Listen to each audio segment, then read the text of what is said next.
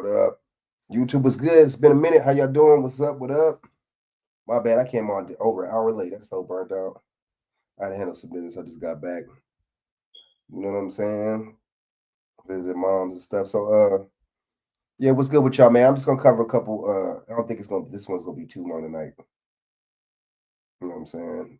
I ain't, not nothing too crazy, too spectacular, you know what I'm saying? So hold up.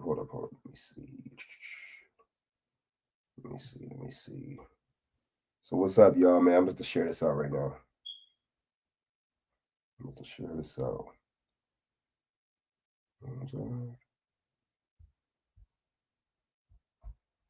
Oh, the hell is that? All right, let me see. What up, though?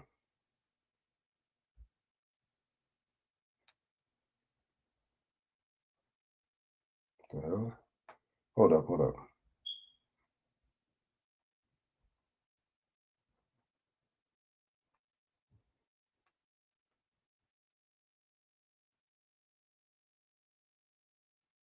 This is all right. Now we. Pardon me, y'all. Sorry about that. Hold up.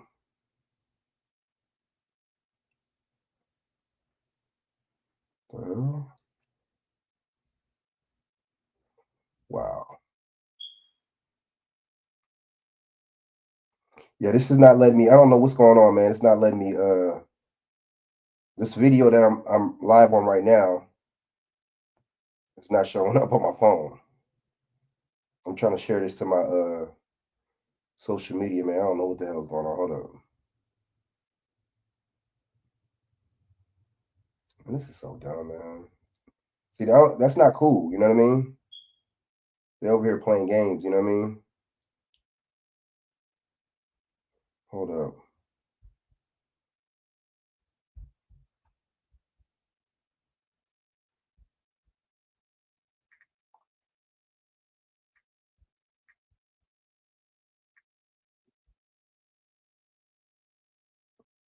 The hell?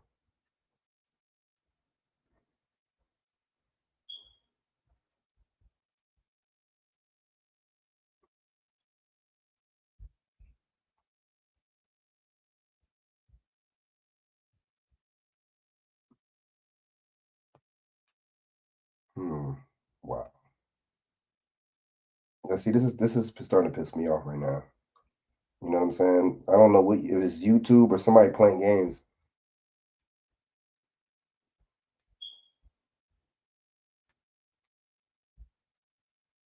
Yeah, they playing games, man. I'm saying I'm live. I'm live right now. All right.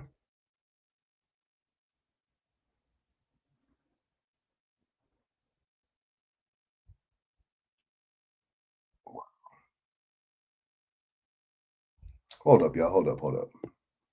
Hold up.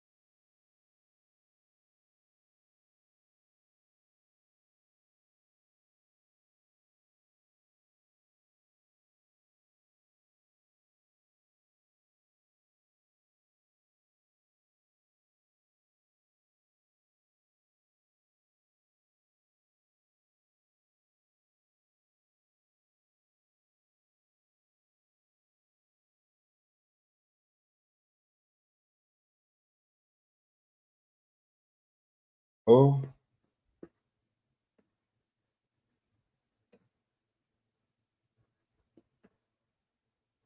fucking bullshit right here, bro.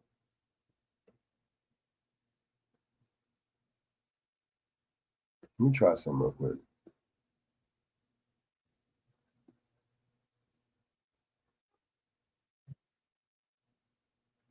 Oh my god, bro! I had to do all this shit.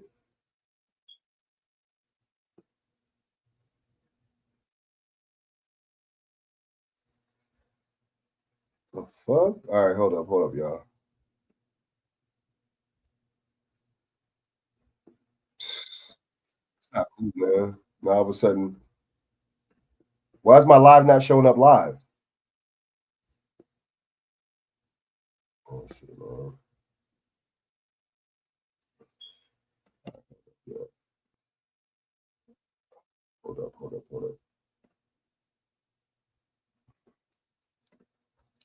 Yeah, so we're gonna talk about this whole case with this dude, you know what I'm saying? This mass shooter, whatever. All right, let me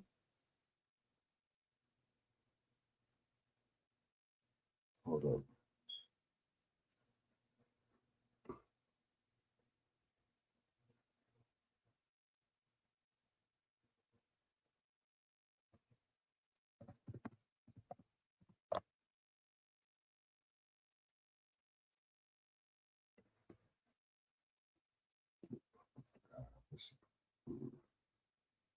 Uh,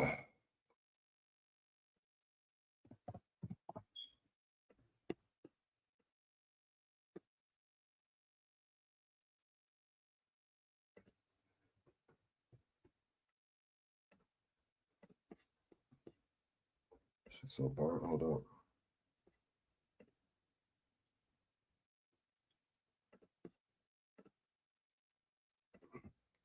All right, man. Let's get into this shit, man. This shit is so fucking so doofy, man. Apparently, you know what I'm saying? It seemed like I don't know, man. YouTube is playing games, man. I'm not even gonna lie, man, and that's not cool. I'm gonna have to contact YouTube. Can't pull my own live video up. It's just not nowhere in my queue or nothing. In my video history, I don't see my I don't see the video that I'm doing right now in my history. I don't got time for this shit, man. YouTube, I don't got time for all that. My bad. It's two things open right now. That's why I was doing that bullshit. Okay, cool. Yeah, man. So I don't know what the fuck YouTube's on, man. All right, so yeah, let's do this real quick, man. Let me go into this real quick. You know, people want to play games and shit. All right, so yeah, man, this dude right here, man. This guy right here, the suspect, terrorist suspect. This is just at this point, man. I'm not really taking this seriously. You know what I'm saying? I can't. All right, so let me see, man.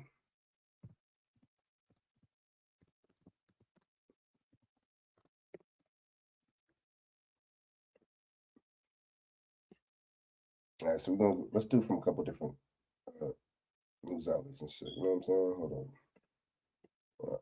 Still, cool. Let's look at it from a couple different perspectives. You know what I'm talking Kind of high level. Stay.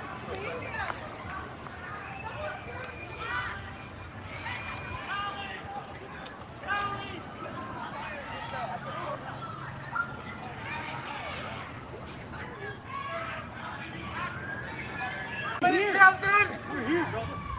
We're here. We can't do nothing about that. We can't do nothing. We can! Not here. You have to end Zionist! Not here, bro. You're not! He won't take the video right now. End Zionist! He was wearing an orange suit with like something on his back. Spraying alcohol, Spraying too. alcohol, but what he did was he made it look like he was here. He's making Molotov cocktails. I don't see no Molotov cocktail. I just see 2 bottles of alcohol. See, with this media stuff, man, you know what I'm saying? This could this whole social media stuff is basically to shape your imagery, man. It's to make it to where you know is to have you believe in their propaganda. For one, this dude does not look like. I mean, Muslims, that's just a religion, so they come in all shapes, sizes, and form. This dude don't got no beard. Honestly, this dude look like an undercover cop to me, or a CIA agent to me. You know what I'm saying? I don't know. The dude look kind of, you know what I'm saying? Let's go. You look kind of, you know what I'm saying? Let's go.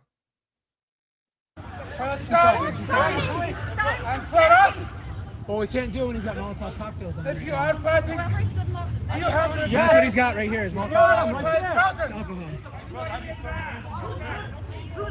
Who cares what the White House deputy chief said about this, bro? What the fuck? Who cares? Like, I don't care about that.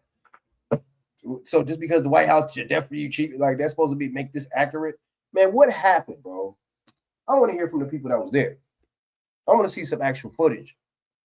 We'll see the hell. See, nowadays stuff could be doctored, edited. You know what I'm saying? So I can't say that. Yeah, killers. Get back, Mom. Just stay away. Just stay away. Why didn't nobody rush the dude?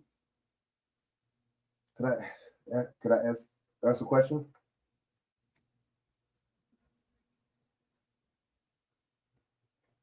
How come nobody rushed him?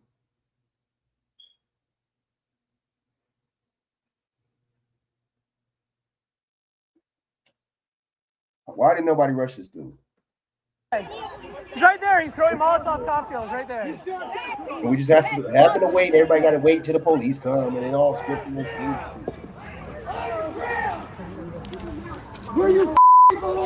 And they came quick, didn't the police came fast as hell, didn't they?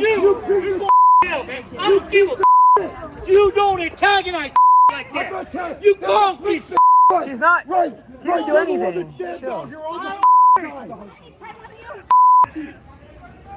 Jesus Christ. Everybody get back. Everybody get back. Everybody get back. He's right there. He's on the ground right there. Who was the person that Right here. This guy right here. This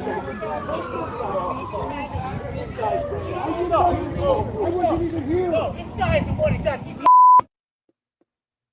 Look, and then so that's how you know suspicious too, because there's a group called Run for Your Life, right? That's a group, a running group or something that's supposed to be there commemorating the attack on October 7th. See what I'm saying?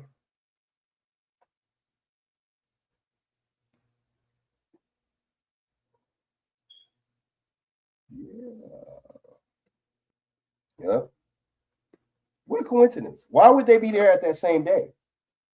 They just happen to be. So the group, Run for Your Life, what a name, right? Just happened to be there at the same time that this dude, Egyptian Muslim, pulled off this so-called attack. I wouldn't call it an attack. I just call it an incident. I don't know. Attack. The police killed somebody. That's not attack. That's not domestic terrorism. Aren't the police domestic? And don't they handle law enforcement on domestic level or no? When they do something to somebody they're supposed to be serving, it's all good. All right, so damn. Let me get another one, and we can go to Zach Hubbard straight up.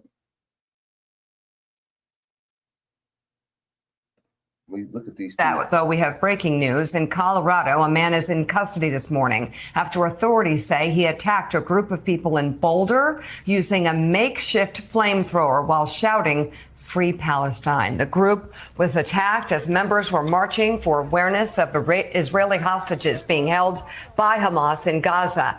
8 people injured, with the worst in critical condition. Authorities say they're investigating the assault as an attack. That's when they say that we're investigating this as this, bro. Why would you need to investigate it as something, bro? You know what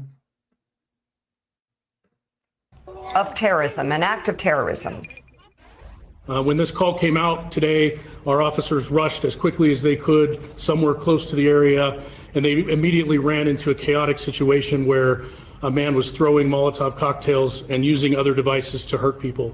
Our officers, as they're trained, immediately interacted with the suspect, took him into custody, and then began rendering aid to those victims.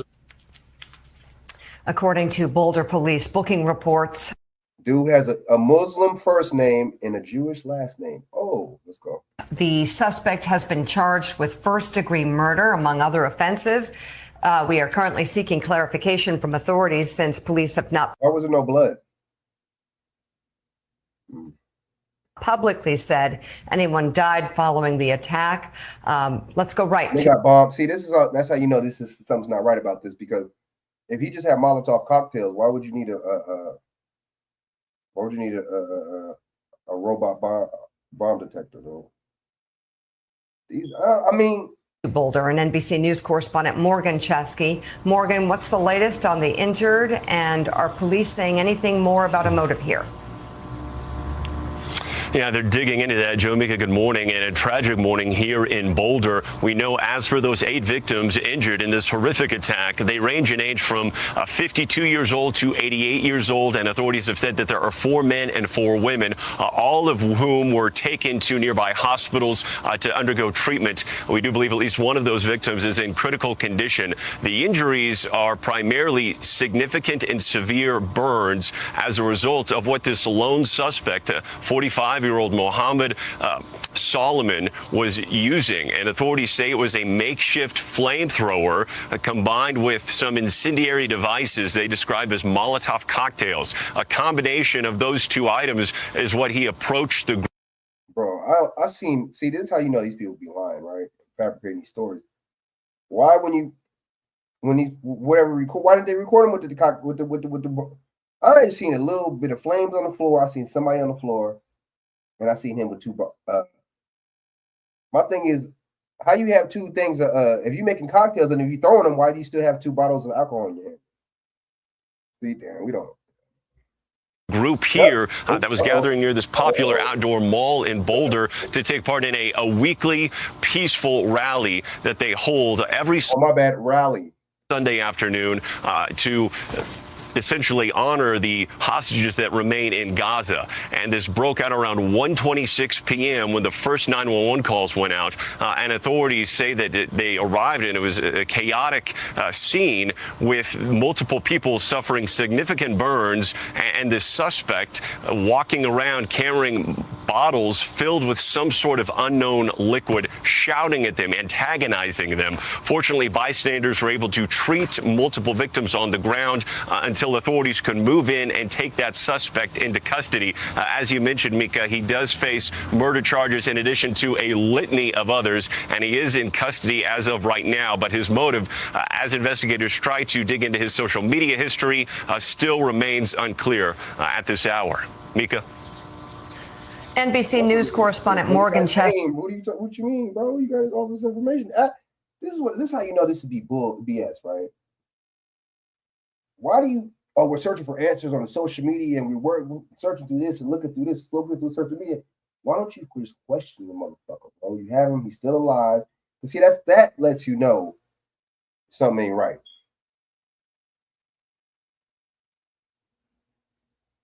You know what I'm saying?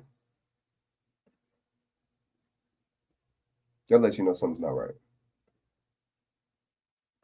In Boulder, Colorado. Thank you very much. We'll be following that. Well, I mean, I would be surprised if we don't find out. I mean, this person, again, it sounds like terrorism to me. You look at what. You know what's crazy? How these white people, how the government, they give you what they give you the definition of terrorism. Terrorism could be anything. A lot of things, dude. But see, they call it, you know what they do? They call it police brutality, but it's really called domestic terrorism. You see what I'm saying? Just saying.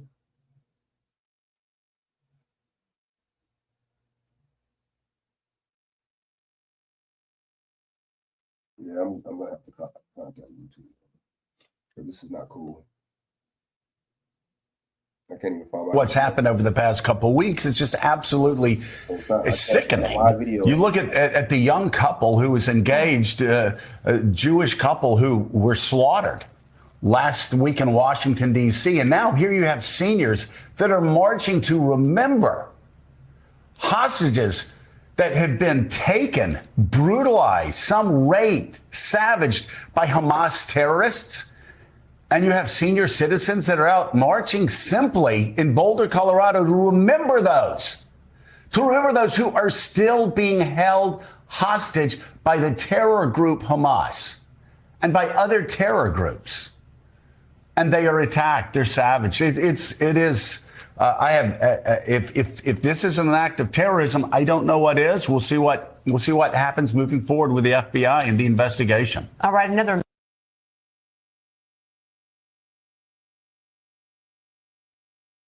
All right, let's go to Zach Hubbard.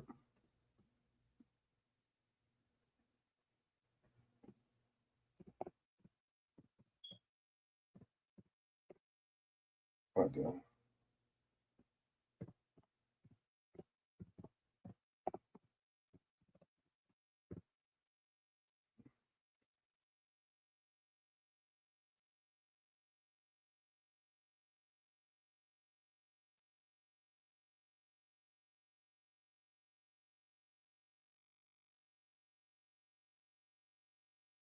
All right, let me see.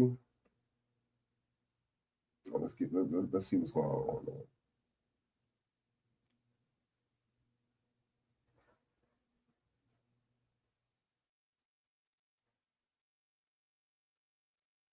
Hold up.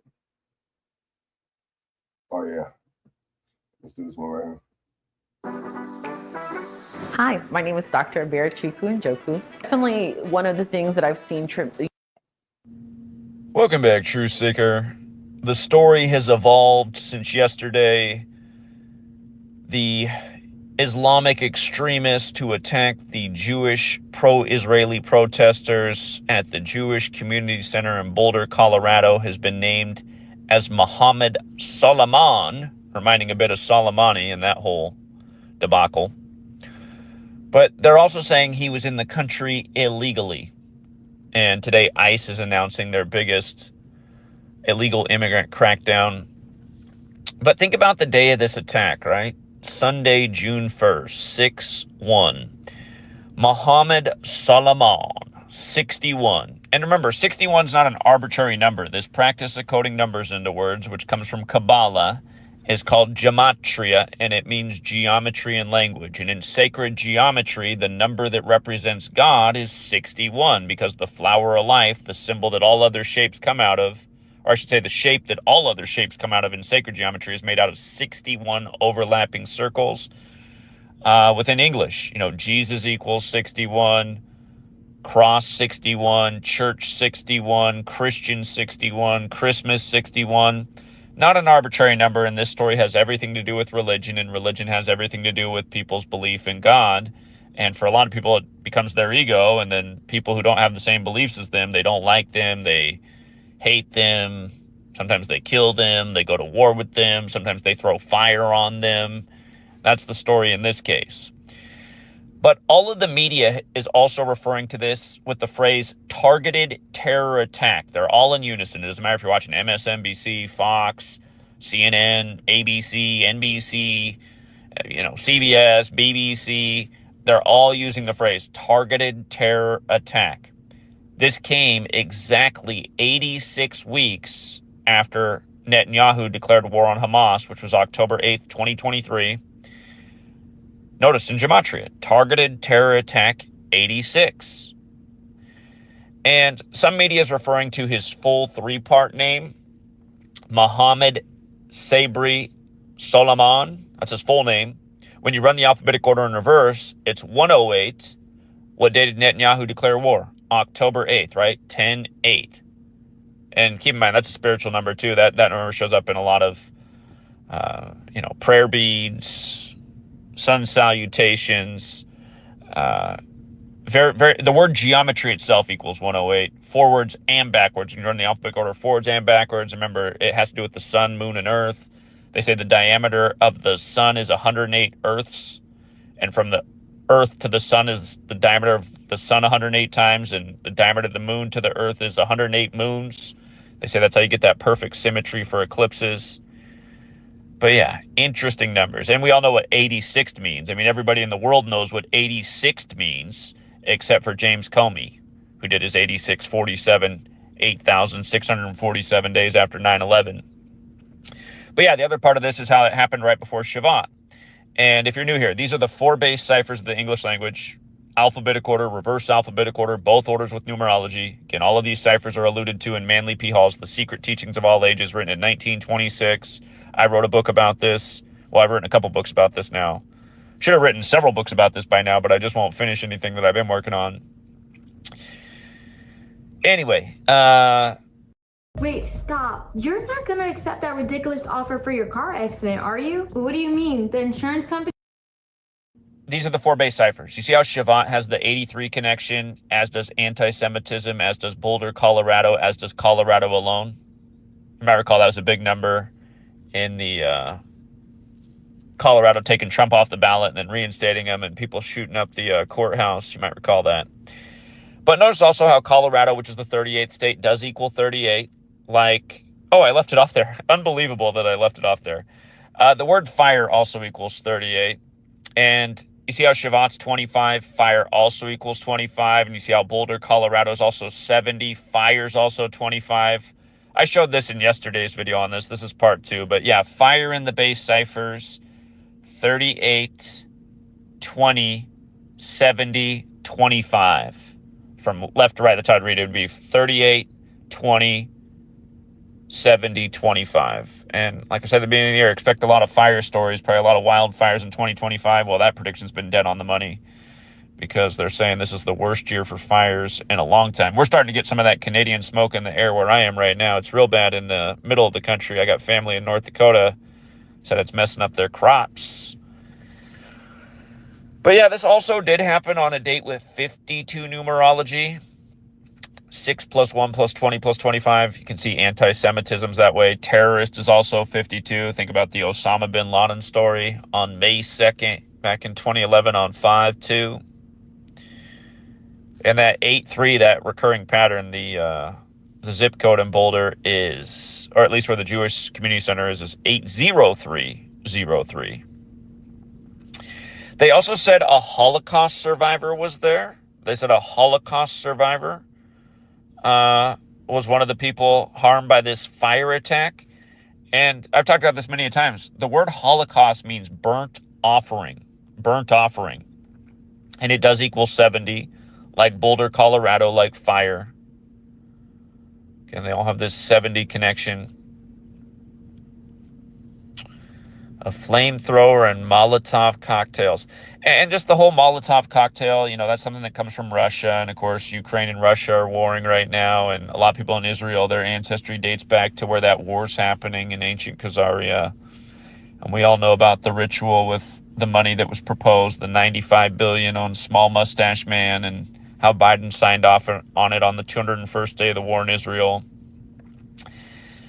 For a couple more points, this event was called Run for Their Lives. Just kind of think about that with a terrorist coming at them with fire, people running for their lives. But Run for Their Lives equals 213. This happened on the day leaving 213 days left in the year. And this is the attacker, right?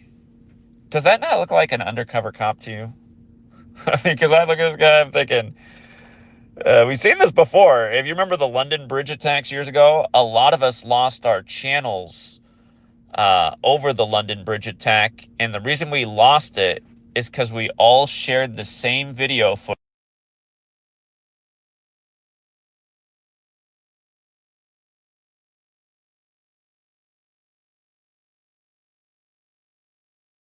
Just like, you know, YouTube should be ashamed of itself. You know what I'm saying? There's no such thing as free speech.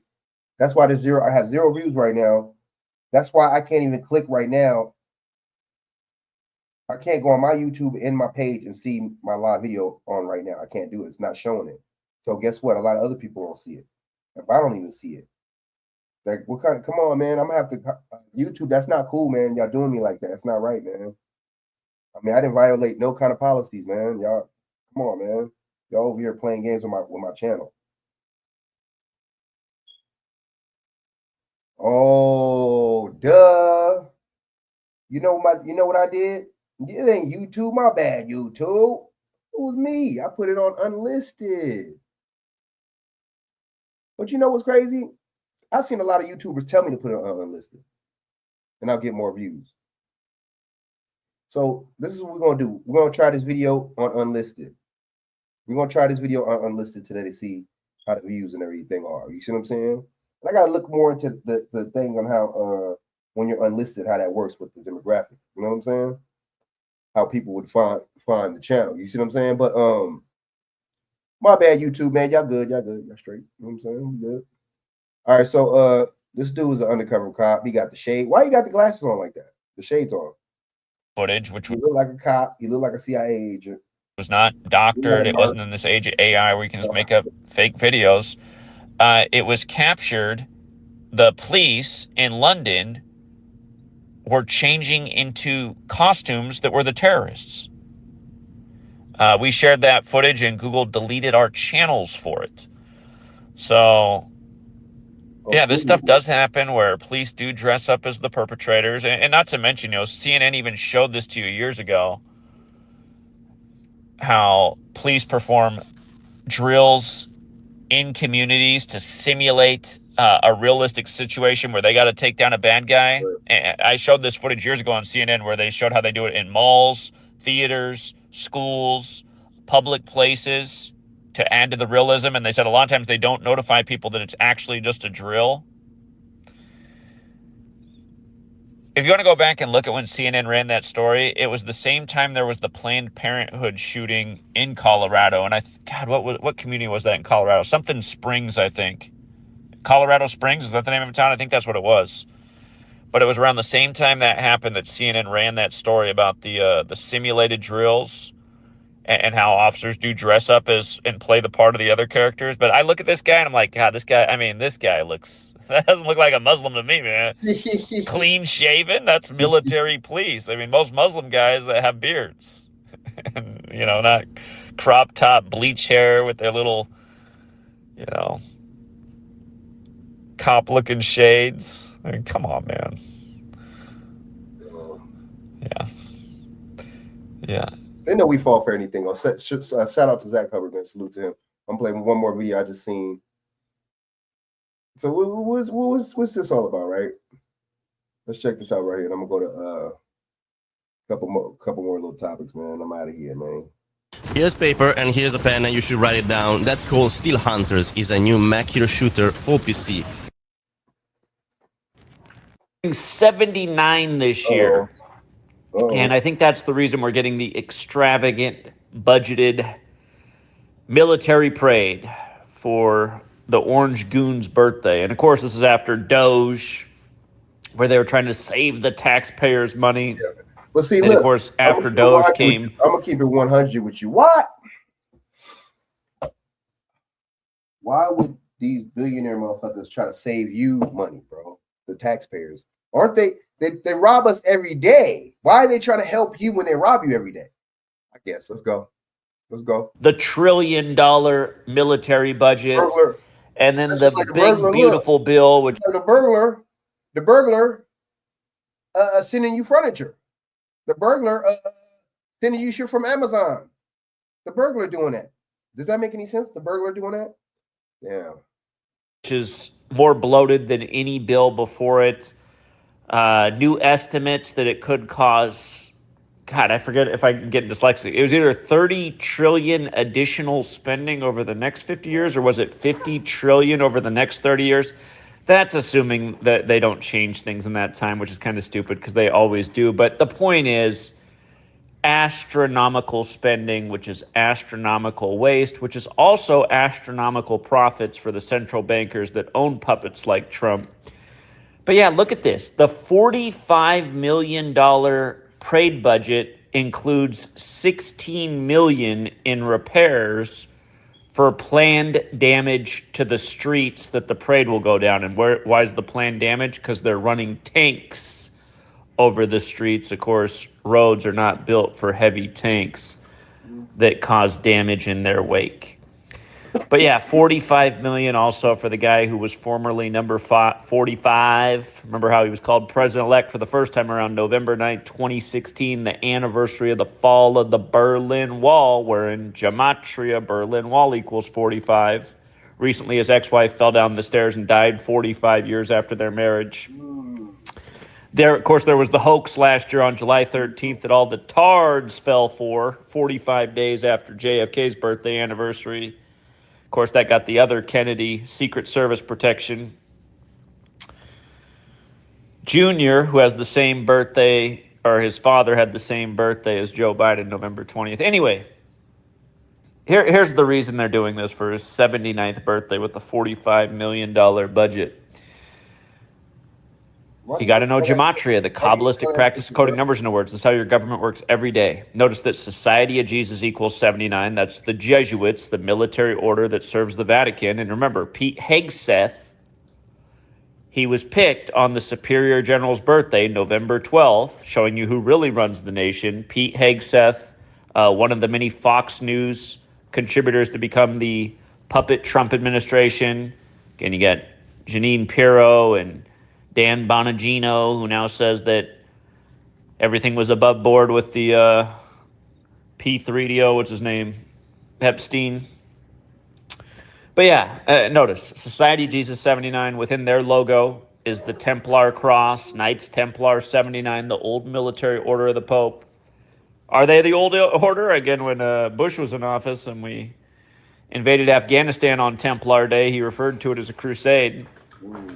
Notice Christianity is also 79, of course. There's a clear connection with the Jesuits, the Templars, and Christians. See, that makes you think. Are they really using our tax money for roads and bridges and bullshit like that? That's what I'm thinking. It makes you think. Are they really using that for that? You see what I'm saying? Like, really, though.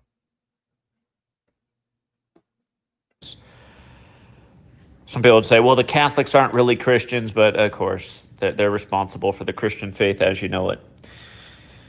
And then the 45 million, well, again, that Jesuit logo, it has the letters IHS for Isus Hominum Salvator. Of course, Trump's Jesuit educated. But yeah, 45 million for the 79th birthday.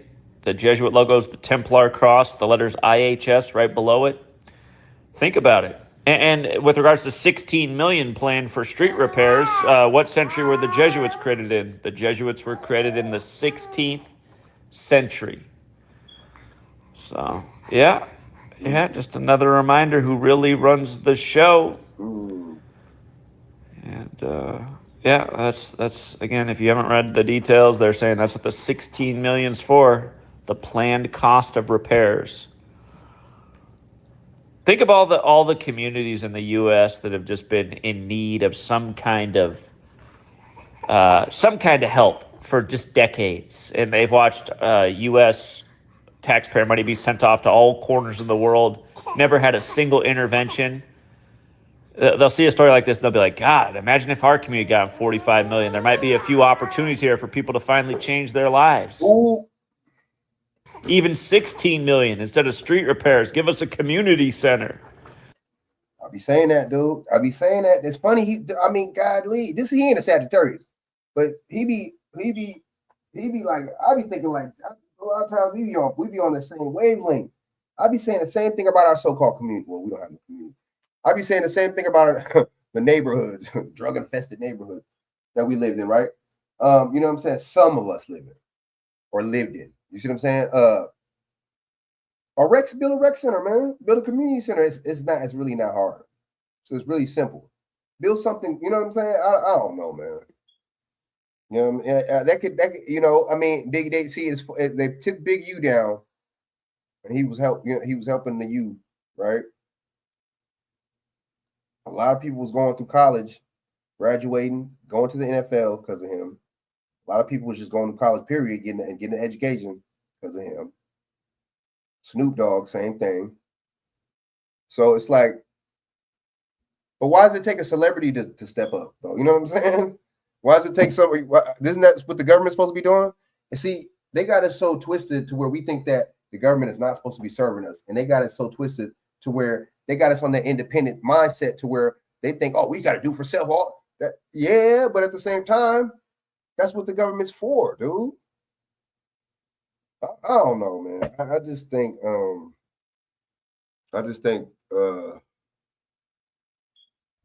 they got it so the government is supposed to be serving you. The police are supposed to be serving and protecting you. You see what I'm saying? They're not supposed to be killing you. They're not supposed to be beating the shit out of you. And they got us so on that authority tip to where we have to be led by authority. You see what I'm saying? You feel what I'm saying?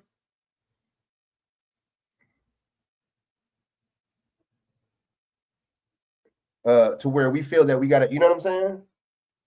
To where we feel that we have to abide by these motherfuckers, man. That's weird. I think that's strange. Again, you guys, this is why government. It's one rec center. Again, it's here to literally just use and abuse us and mock us. If you can't see that, you are a moron. Until next time, True Seeker. That's what the government there for. Man, he ain't never lied, man. Shout out to Zach Hubbard. Check out his channel, man. Let me see.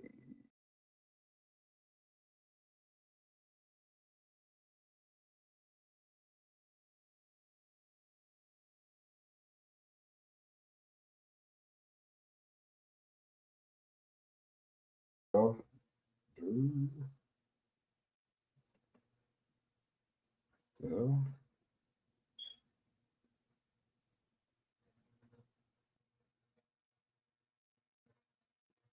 okay. I think I see.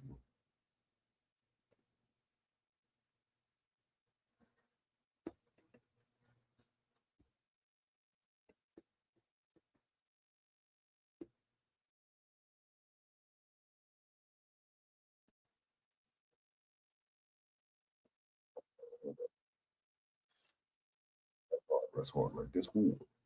All right, man. Wait, hold up. Let me see. All right, I gotta go to Facebook, man, real quick, man. I've been sent out videos.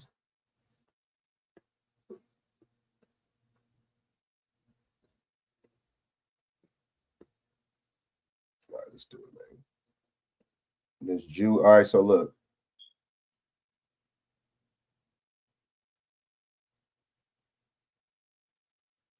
Check this out right here, man. Now, see this channel, channels like this, man. You you got to be real. You know what I'm saying? It's like it seems biased, but at the same time, it'd be on point when it comes down to certain stories, though.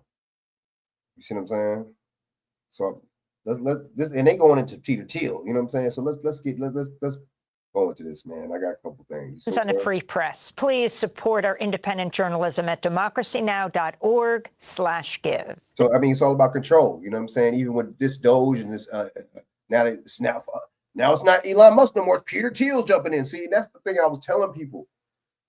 It's this dude has multiple billionaires. You know what I'm saying, that he's down with, and they're all damn near in AI. Have you noticed that?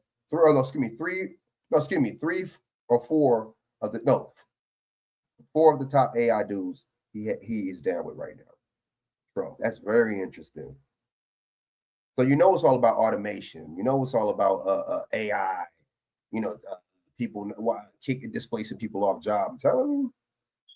This is Democracy Now!, democracynow.org. I'm Amy Goodman with Juan Gonzalez. We end today's show looking at how the Trump administration has tapped Palantir, the data mining company founded by the billionaire tech investor Peter Thiel, to compile data on people in the United States for a master database, including a new $30 million contract with ICE to provide near real-time visibility into migrant movements as it seeks to arrest 3,000 people a day. We're joined right now here in New York by McKenna Kelly, senior writer at Wired, where her recent articles are headlined, "Doge is building a master database to surveil and track immigrants," and also "Doge is busier than ever," and Trump says Elon Musk is really not leaving.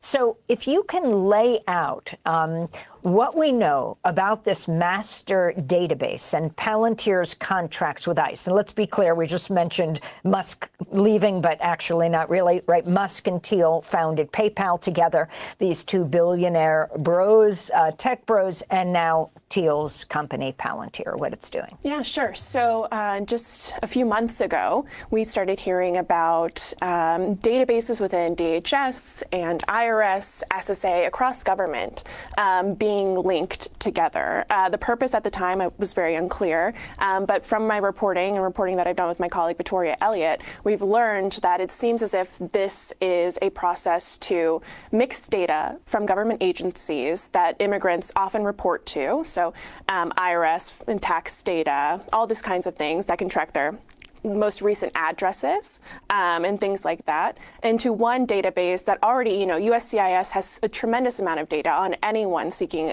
any kind of to immigrate into this country. And so the Palantir process with its software foundry basically becomes the window for all of this data and allows folks at DHS and maybe even at other agencies, we're not quite sure yet, to submit queries and to find information and link it together about folks all across the country. And what kind of checks are there on this merging of data systems? Yeah, it's a great question. I mean, at this point, we don't really know for sure what the checks are. In some cases, these contracts haven't even been signed yet.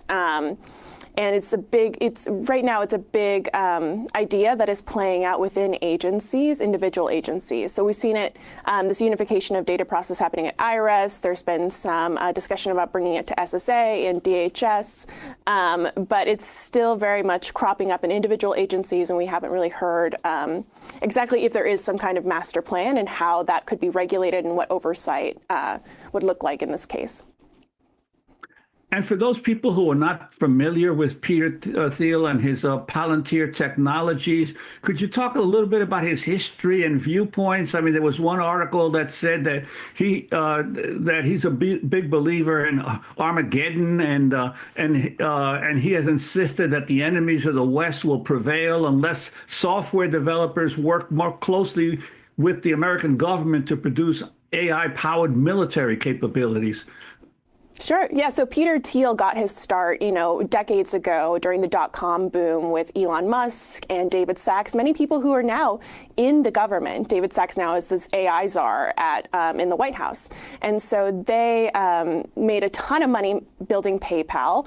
And Peter Thiel has gone on to become a venture capitalist, investing in a ton of companies and co-founding Palantir, which he still interacts with and knows Alex Karp, the CEO, fairly well. Palantir, you were discussing how Peter Thiel was talking about American exceptionalism and wanting to become a tremendously dominant military power. Palantir is the company to do that. It is the company that builds a tremendous amount of defense and military technologies in order to use drones to track people across the world for American military operations. And so we're seeing Palantir being brought not just in the military industry, but also the public industry across a bunch of different agencies, as well as just different companies. You know what's crazy? Jobs like this, they'll start to hire whatever the cases are hiring. You got to have them. See, it's a scam too, because it can't just be like, okay, this is what the government should be doing. They should be having jobs like this, opening big careers like this up, and then and putting money and subsidies into it. Because once you pass bills, there's contracts and there's certain stipulations in these bills to say what, when, and how. So all you had to do was just say, okay, you see what I'm saying? And this, okay, we want we want y'all to train this many amount, you see what I'm saying, of people. And that's going to be on the government. So there's going to be, you know what I'm saying, it's going to be good. So you could go in entry level. You could go, you know what I'm saying, train as you go versus going to school, trade school, scam, 20, 30. See, the thing is they could train you if they want to, or even give you some kind of apprentice without schooling like that. But see, they know the schooling, well, in certain fields, I think schooling do be, I would say, do be necessary. But some of these fields that don't be necessary like that. And then you know how you know it don't be necessary, because a lot of these people, dudes I know in these fields, say that they didn't even need to go to school. They just, you know what I'm saying? The school shit just looks good on paper. You learn more in the field anyway. So come on, I don't know, man. Like, let's keep it 100. You know what I mean? And businesses as well. They're starting to change, not just from defense spending, right, but into becoming an operations system. And that's what that Doge was, man. BJ, I knew it. Once BJ broke it down, I understood it. I didn't go. I was it. I'm like, okay, so I knew the Doge shit was bullshit. And see now, how many months later, she's low key breaking it down. That defense, they was moving the money, the Doge money, all that bullshit fraud money they said they found, and they was moving it into his defense contract. And that was Elon Musk, and probably Peter Thiel too. That's why Palantir is not just going defense; they're going, international. They going public. Entire government. So let's talk about how this all works. We all have these images of the last few months of these young Doge workers going into various agencies, sometimes forcing their way in, sometimes with police, and moving right into the area where they can download or whatever it is they do with these databases, essentially, as you're reporting, to centralize them. How does a private company get access to these databases? I also want to ask you, over the past few weeks, you reported this in April, Doge leadership within the IRS orchestrated a hackathon aimed at plotting out a mega API allowing privileged users to view all agency data from a central access point. Sources tell Wired the project will likely be hosted on Foundry, as you were describing, the software that was developed by Palantir. Talk more about this. Yeah. They get access and hand it to a private company? Yeah, so this is done across government with Amazon Web Services, Google, all kinds of different tech contractors are able to access this kind of data to build services for it. What you just discussed with IRS, this Palantir process and this creating a giant centralized database of, American civil data was something. All these workers are getting fired. Exactly. But they keep their information. Right. At the beginning of the Trump administration, you had folks at the General Services Administration, people who are associated with Elon Musk, the husband is someone who worked at XAI and X.com, and then also Thomas Shedd, who is leading things over there, who is an ex-Tesla engineer. They said that their main goal for this administration was to centralize data all across government. Centralizing data is incredibly difficult, especially with the mass amounts of data that the federal government has on everyone, living and working within the United States. And so it seems as if this process has shifted, instead of building one giant database, right, but to unifying data at every single agency. So we're seeing that in my reporting at IRS. They're unifying all the data there to make it more easily accessible and accessed. And then also, if you have a Foundry system at IRS and have one at DHS, those can talk to each other incredibly easily, which means you don't necessarily have to centralize all that data. You're able to query a variety of data systems across government if these systems are interoperable, which it looks like they could be. And what about this issue of gaining access to the ITIN numbers that are often used by immigrants instead of Social Security numbers?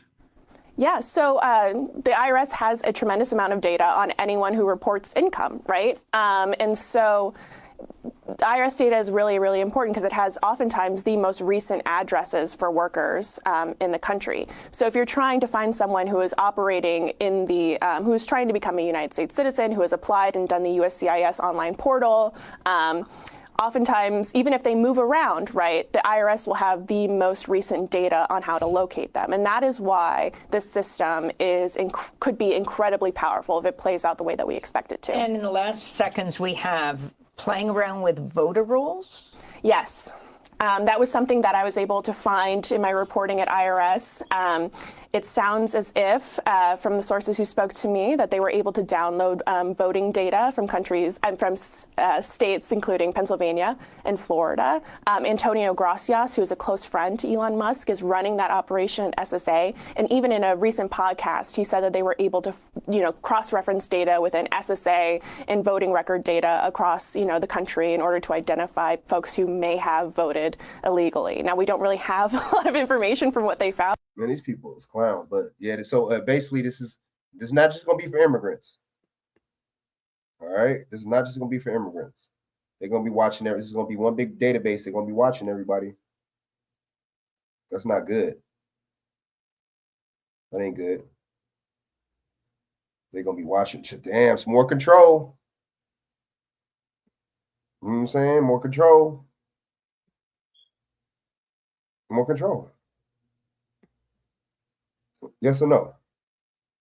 Okay, let me see Savvy Stabs real quick. A little bit of Savvy Stabs breakdown on it.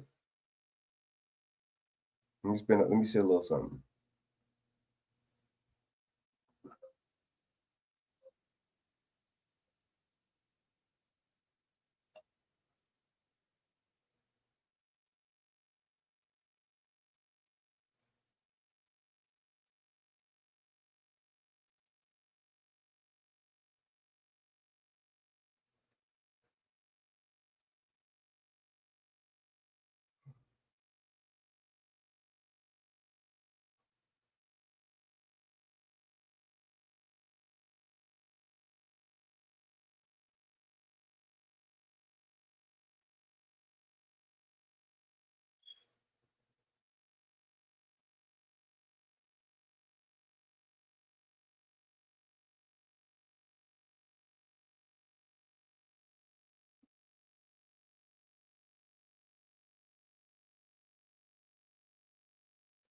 Oh. Shout out to Savvy Sab. Shout out to Savvy Sab. Check out her content. You know what I'm saying? Here. So this is the suspect. One dude, look, check this out. You know what dude look like? That dude look like a straight. That motherfucker look like something off Beverly Hills Cop. That motherfucker look like a straight CIA agent, bro. And that's how you know this is staged too, because they talk about, oh, he was throwing incendiary devices. He was throwing Molotov cocktails. Okay, if he was throwing Molotov cocktails, how does he still have 2 bottles of alcohol in his hand? It's like, come on, man. You got to be sharp. You got to be thinkers to catch shit like that. Suspect you got to be sharp. We're here. We can't do nothing about that. We can't do nothing. We can. Not here. You have to answer this. Not here, bro. You're not. People are taking video right now. He was wearing an orange suit with like something on his back. Spraying alcohol. Spraying alcohol, but what he did was he made it look like he was here. He's drinking Molotov cocktails. So is he drinking Molotov cocktails or is he throwing them? Because the guy just said he's drinking Molotov cocktails. So is he drinking them or throwing them? Right? Stop. And for us. Super MK Ultra. Well, we can't do it when he's got Molotov cocktails in If you are fighting, might maybe just be CIA, just a PSYOP. Just CIA, CIA ran, that don't even got to be a real,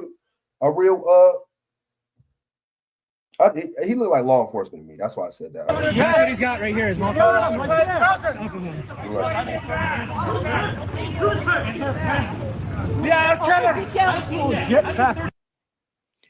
Okay. Now, when I first saw this video, the first thing I said to myself is, looks like a drunk guy. God. Reminds me of one of the dudes that I would have seen walk in through 5 Points at night when I was in college. Looks like a drunk guy. Like, I didn't know what to make of it at first. Now, apparently there was some type of a protest. Look like some shit out of character out of The Simpsons or something. That was happening here for the hostages that are in Gaza, right? For the Israeli hostages in Gaza. How convenient. I also find it convenient that he just happens to be Egyptian. I also found it convenient that his name just happened to be Muhammad. Because I sit back and I think about these things and I'm like, after the other incident that we covered, and it was Latino man from Chicago, I think it's like they sat back and realized, whoa, a lot of people are not falling for this. No, a lot of people did, So now it's like, we got to go a little step further here. Now the suspect has to be someone who's named Muhammad, who's from the Middle East. Oh, and add to it, by the way, now they're confirming that he was also here illegally. Oh, what a triple whammy. Doesn't this all seem convenient? They also said that he was saying like Zionists are a problem, da da da. And I noticed now with corporate media, now they've changed their vocabulary. So now corporate media was like, oh my God, he said that the Zionists got to go. So you see what they're going to try to do? They're going to try to say that being against Zionism is anti-Semitic. Oh, yeah. Of course, I already see the play. I've been seeing the play. Watch. Like, I just don't believe any of this stuff. Like, I really don't. And who knows? I could be wrong, but I don't know. I just really don't. I find it convenient. None of this was happening in the end of 2023, 2024. It is not until after the poll is released that Israel has lost support from the American people that all of a sudden these attacks seem to happen back to back out of nowhere. You got everybody out there. Even AOC is tweeting anti-Semitism is on the rise in America. No, it's not. All of these people are lying to you. The numbers don't show that at all. And no one wants to look up the numbers. So you have Jake Tapper here, Mr. Liar in Chief. When you have a vendor and a partner that operates with excellence, is really critical to how we grow. At Apartments.com, landlords can screen tenants and get their place rented faster than you can say single-family home. There you go. Apartments.com, the place to list a place. That was impressive. Who lied throughout the entire Biden administration that Biden was doing well, wrote a book about it and is making money off the book. This man shouldn't even be in the news anymore. I don't even understand how you get to still sit in that chair since you've been lying all this time.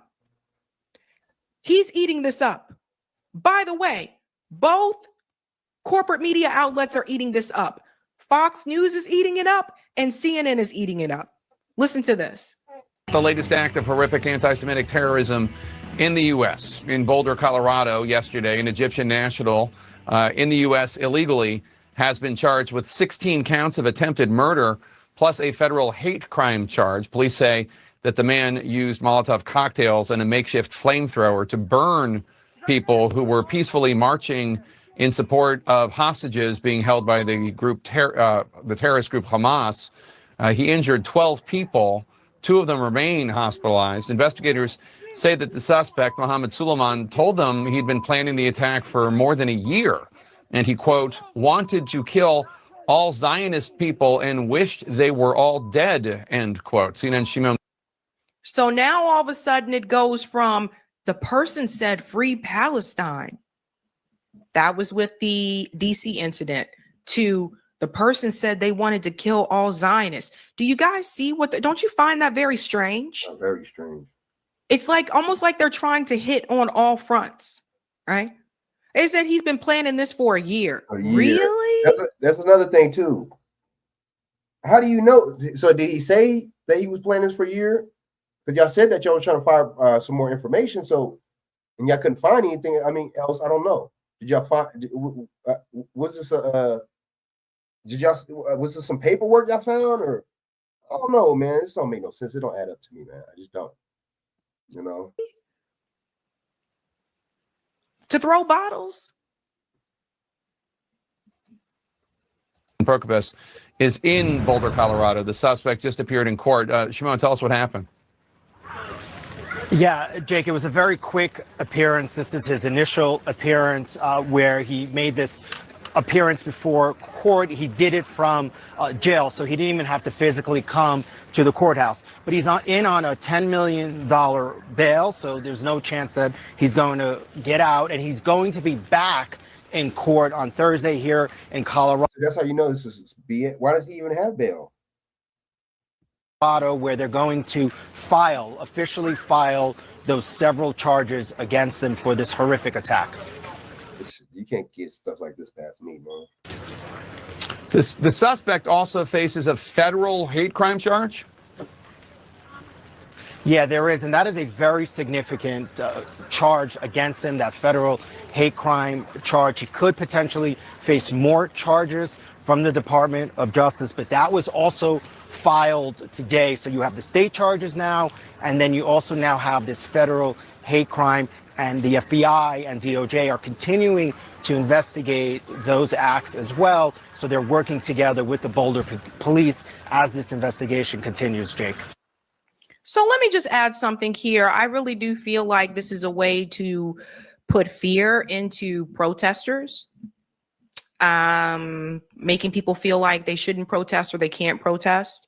I also feel like this is a way to send a message to those that have been, critical of Israel. I just, all of these things just go through my mind because, like I said, I don't feel like this is a coincidence. I feel like someone else is behind this. I don't feel like these two attacks just happen to happen this close together and it just is what it is. The genocide is started in October of 2023, but these attacks didn't start until after the poll was released that Americans are pulling away from supporting Israel. So I question the timing of it. Wouldn't be surprised if this is some type of MK Ultra. I don't know, but I would not be surprised at all. It's just suspicious.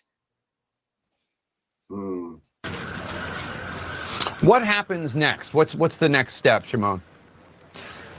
So the next step will be for him to appear in federal court on that hate crime.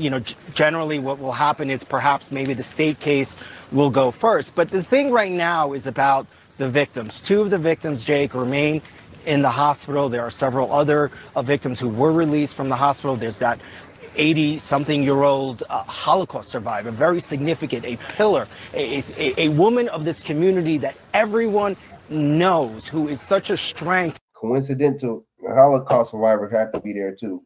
He just happened to kill her. What a coincidence.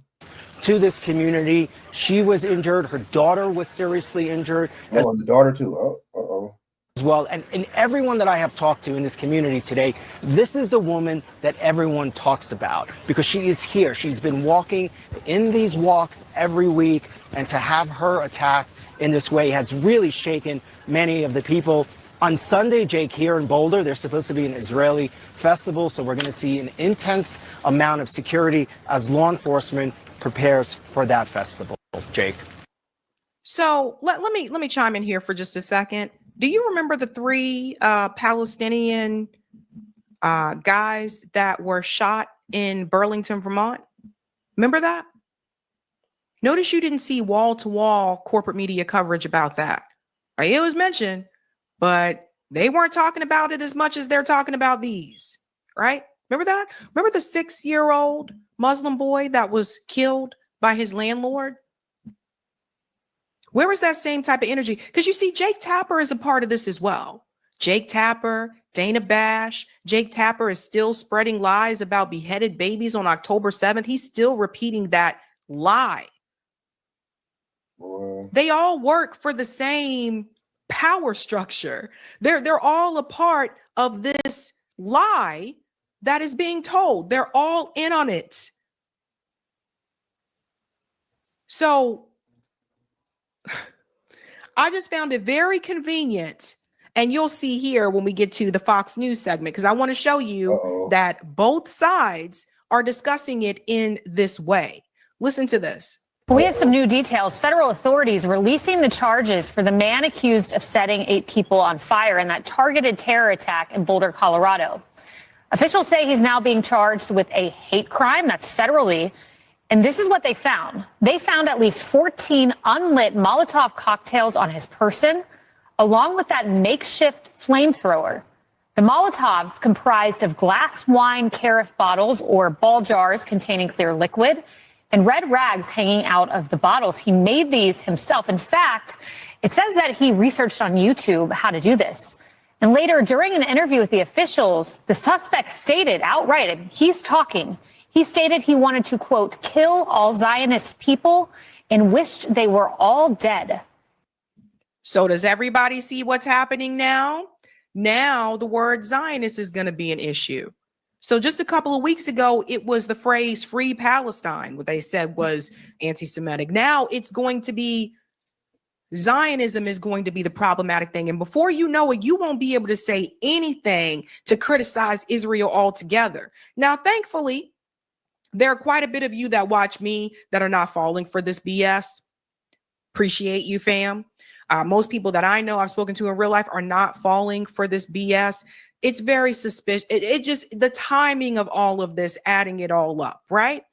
But what they are trying to do is they are trying to make Israel and Israelis look like the most oppressed people in the world right now.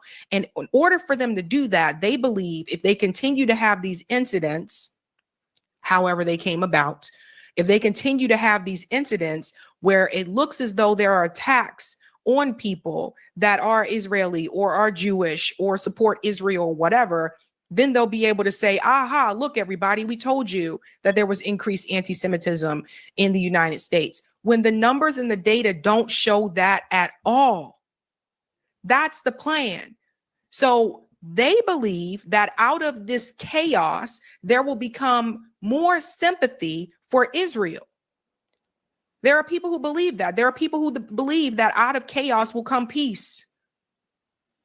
So I'm glad that you guys are not falling for this mess, but I'm just paying attention to the vocabulary that they've been using over the past couple of weeks and how they're changing the words that they use. We've moved from free Palestine now to Zionism. What's going to be the next word or phrase? He also stated that he would do it again. Emily, he also said during this interview he specifically targeted the Zionist group that had gathered in Boulder. He knew they planned to meet that day, Sunday at 1 p.m.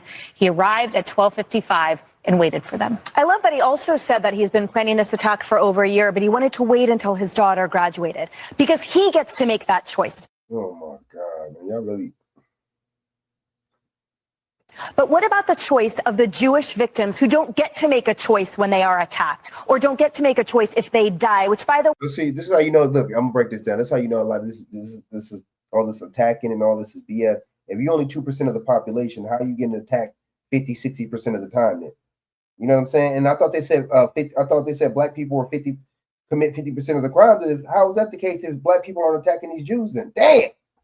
Oh, come on now. They're with an attempt to murder, and the hate crime charge brings a life. Other races attacking these Jewish people, right? But black people commit 50% of the crime. Come on now. Prison sentence, which I hope he gets. This is. Where is this same type of energy and passion when black people are killed and attacked?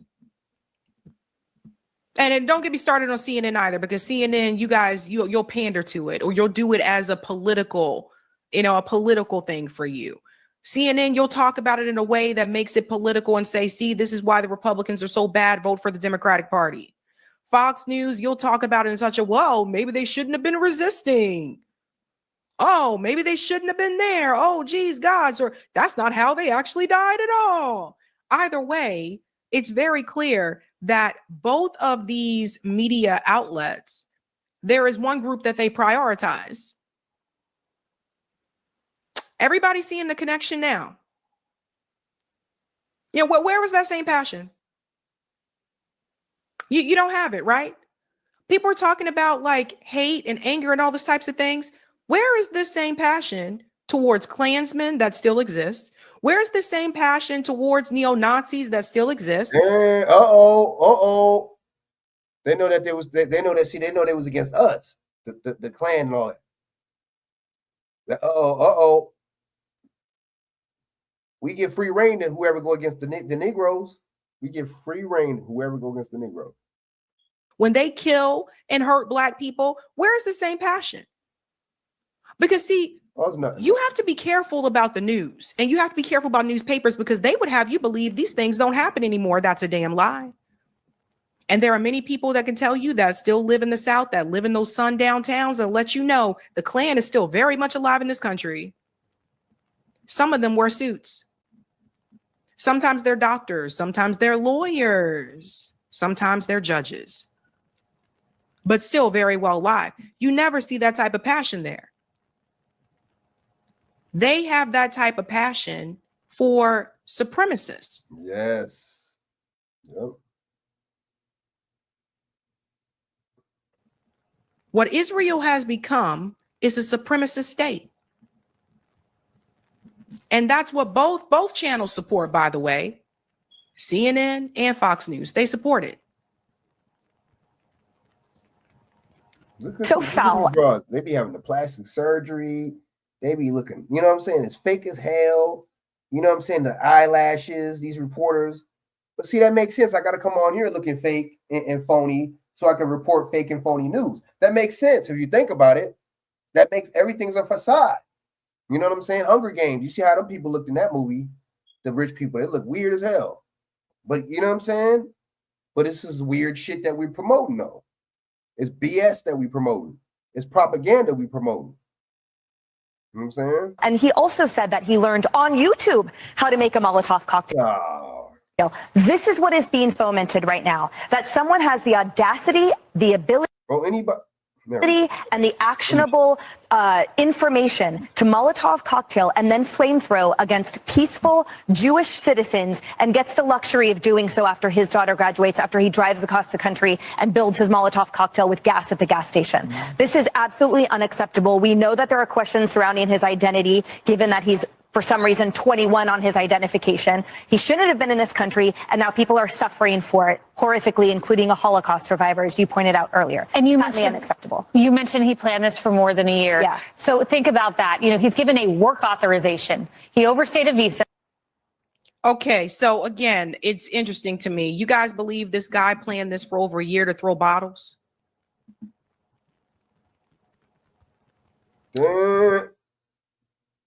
She broke it down better than me. Damn. Now we have to say this. We do not condone violence on this show, but I'm going to keep it real with you. I've seen more happen after the Red Sox have won the World Series in Boston. I'm not exaggerating.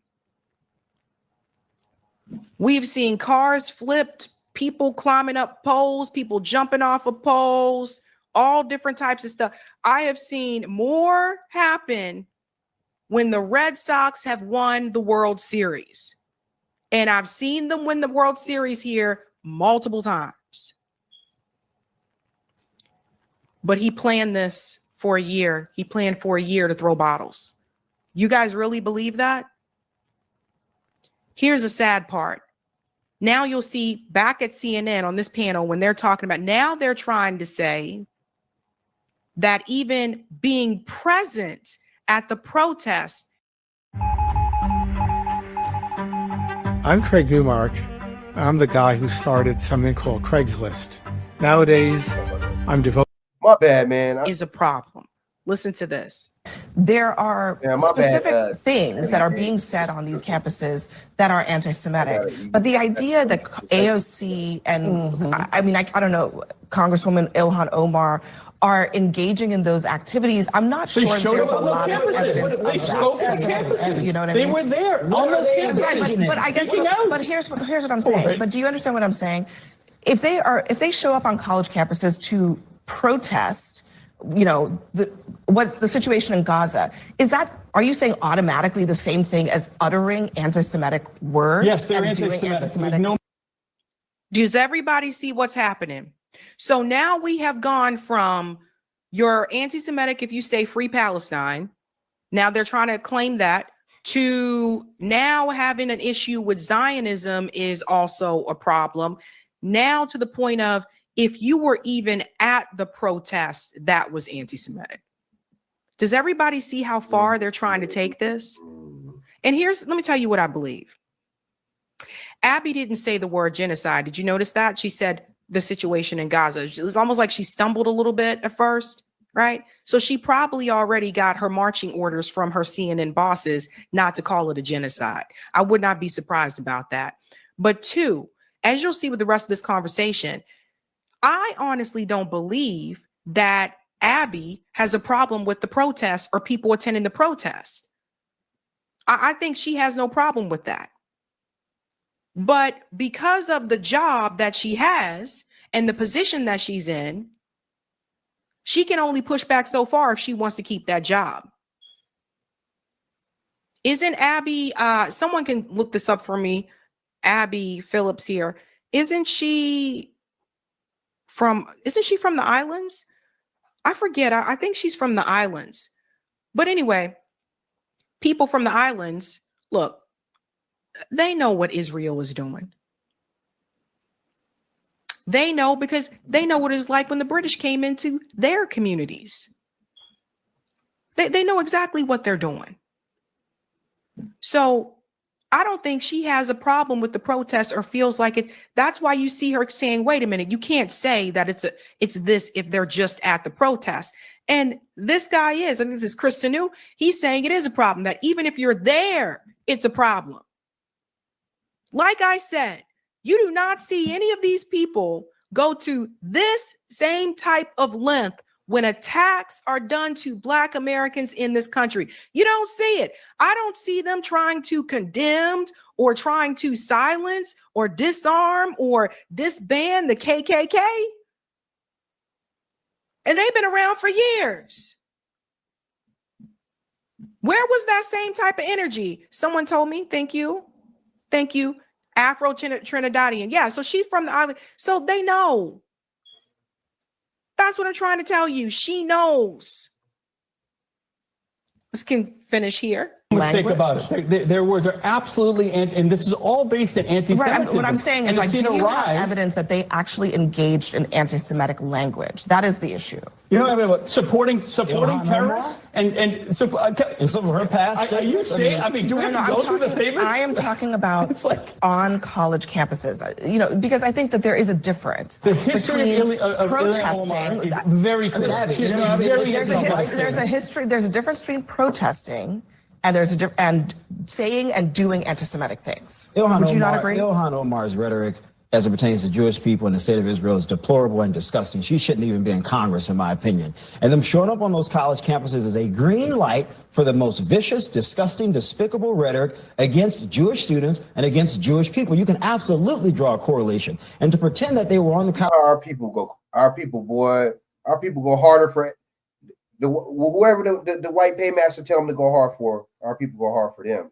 But our people do not go hard for our people. They go hard for the white payment, whoever. That says a lot. That's why I'm like, I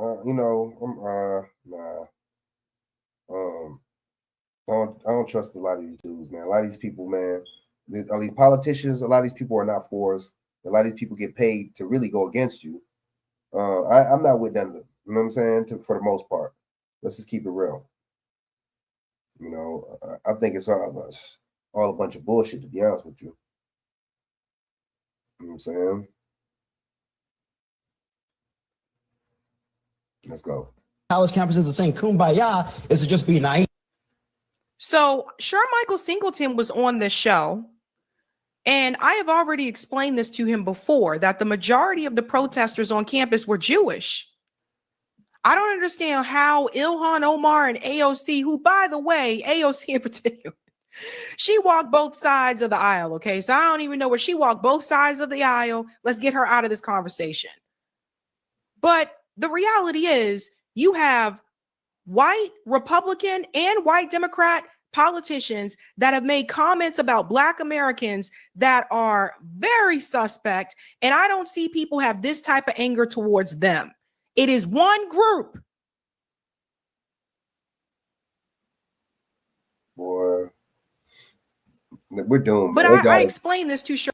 Because, you know what I'm starting to notice and realize, man, you know what I'm saying, the more and more of us are you know what I'm saying, are awake, you know what I mean, and on our stuff and woke and intelligent. You see what I'm saying? The more and more of us are on our stuff like that, the more and more of us, I notice, you know what I'm saying, it's still not gonna matter. It's just us. Like, people are just so dumb and stupid, and people just go with the status quo and what the white establishment tell them to go with. You see what I'm saying? That they don't question nothing. They don't, you know, they got us so distracted and got us chasing the bag so much. You see what I'm saying? That they don't have you focus on health, wealth, and happiness. They don't got you focus on humanity, sanity. They don't got you focus on they really got you focus on vanity. Let's keep it real, especially the women.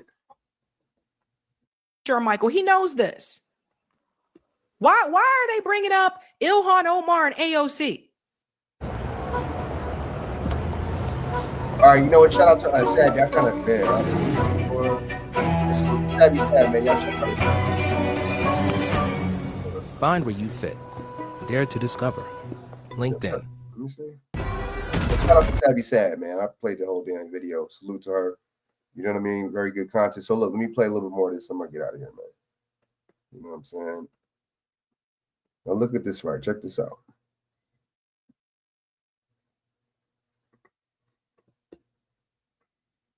What better way than to align yourself with somebody who's worth $400 billion? And so what does Elon Musk do by the time we get to October of 2022? He successfully is able to purchase Twitter. And his reasoning was because there was an attack on free speech. And if you haven't noticed a pattern in the last few years, it's usually the most corrupt, evil, backwards folks that are always doing some kind of shenanigans and doing all the wrongdoing that love to claim that their freedom of speech is being attacked. And it's like, you're a billionaire. No matter who tells you that you can't say racist things online or whatever, does it really affect you as a person individually? No. But if you can control something like Twitter, which is pretty much a public utility at this point that the entire world utilizes, there's lots of things you can do. You can alter algorithms.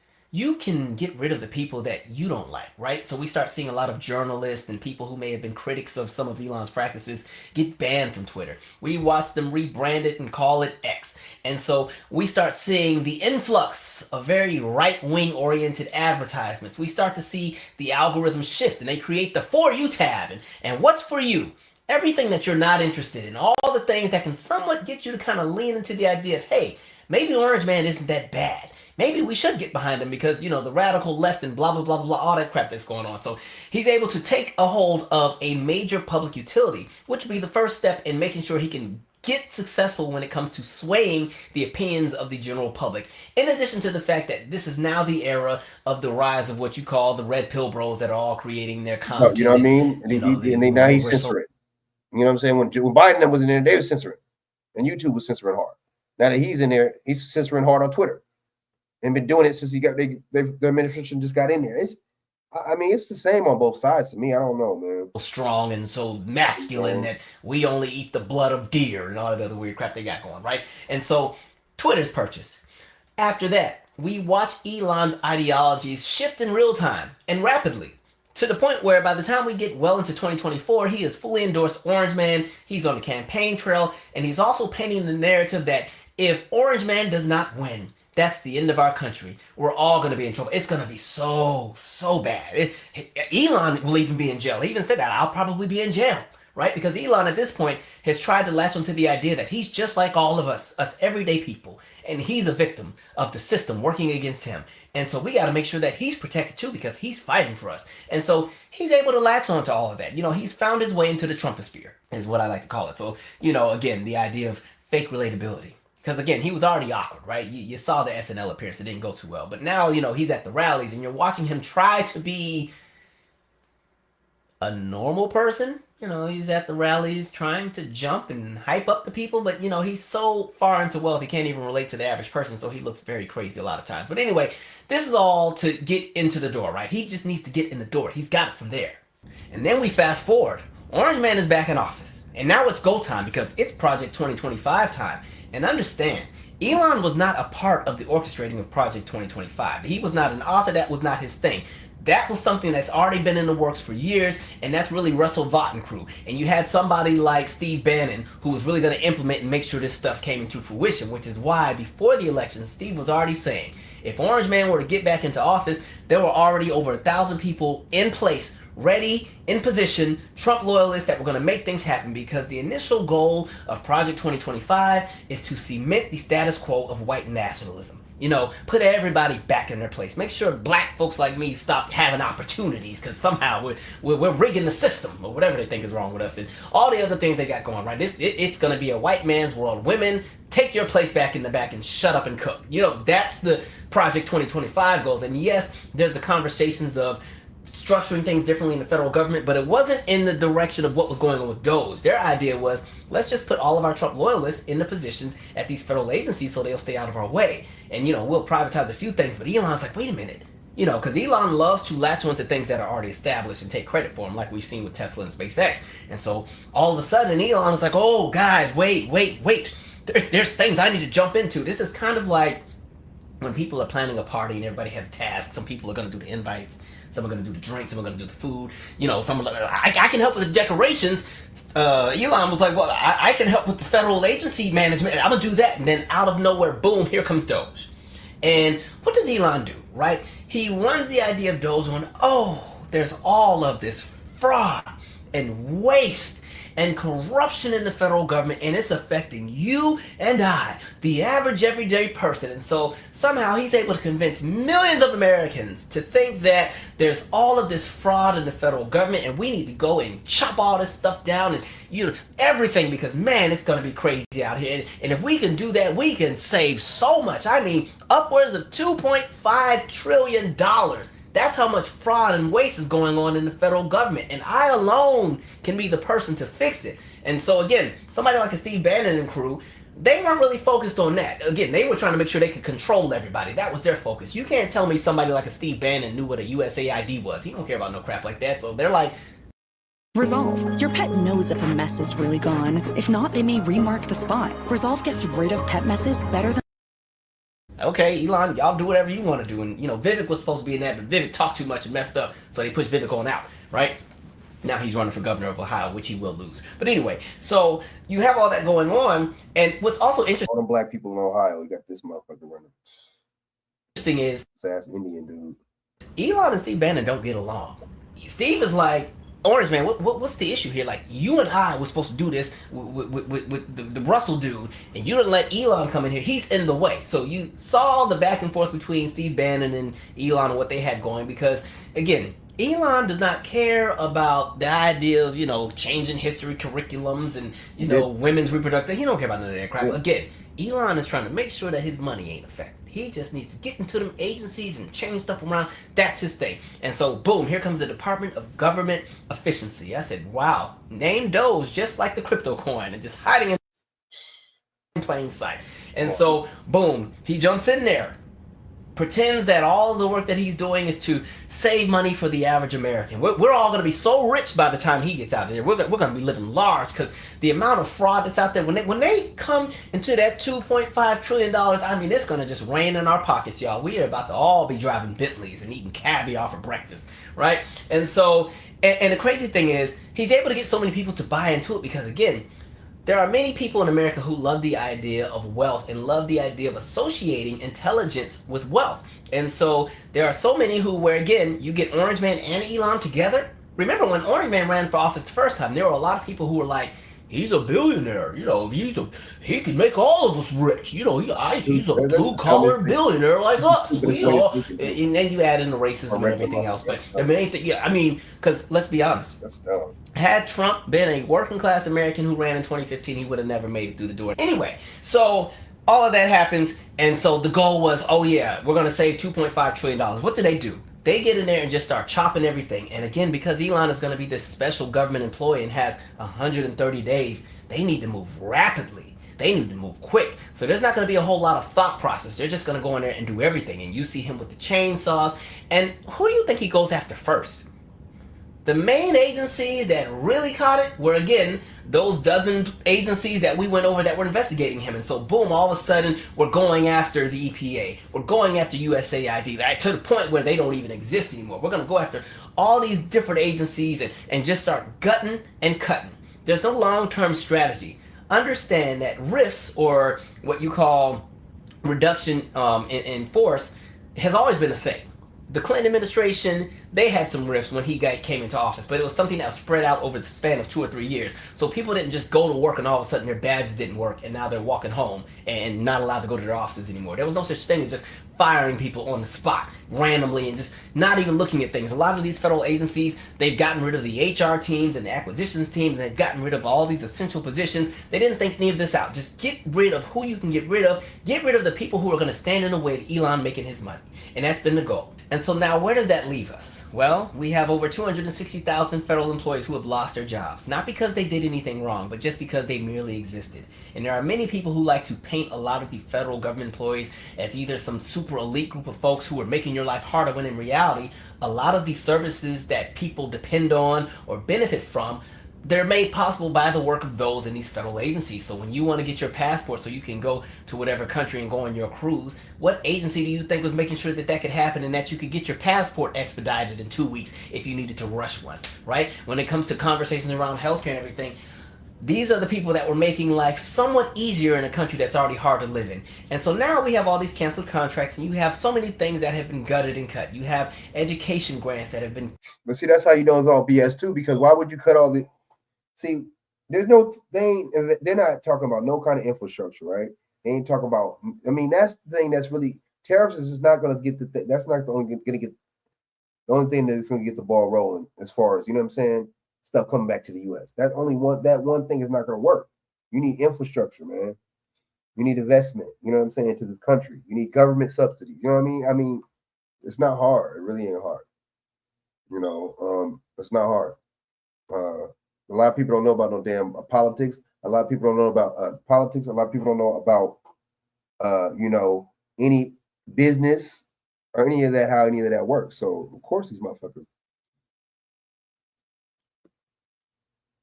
Chopped down, right? We're going to believe anything they hear. Cancer research, cut. Lupus research, cut. Sickle cell research, cut. Why would you cut cancer? Research into infectious diseases that could lead us into the next pandemic, cut. Programs for working class families, cut. Things around infrastructure, things that were already passed, cut. I mean, so that cancer research, are they cutting it because they already know we got a cure, or what's going on? I don't like all this indirect stuff. You know, conversations around even the National Weather Service, just as we're in the peak of tornado season and getting ready to jump into hurricane season. Cut. Job Corps, cut. Y'all don't even want people to have jobs. Those who were trying to get an extra leg up to do a little bit better in life might have had a rough start. Don't worry about it. That's cut. Cuts to national security, cuts to healthcare, cuts to environmental protections. Hell, even cuts to Head Start. There are cuts to literally everything.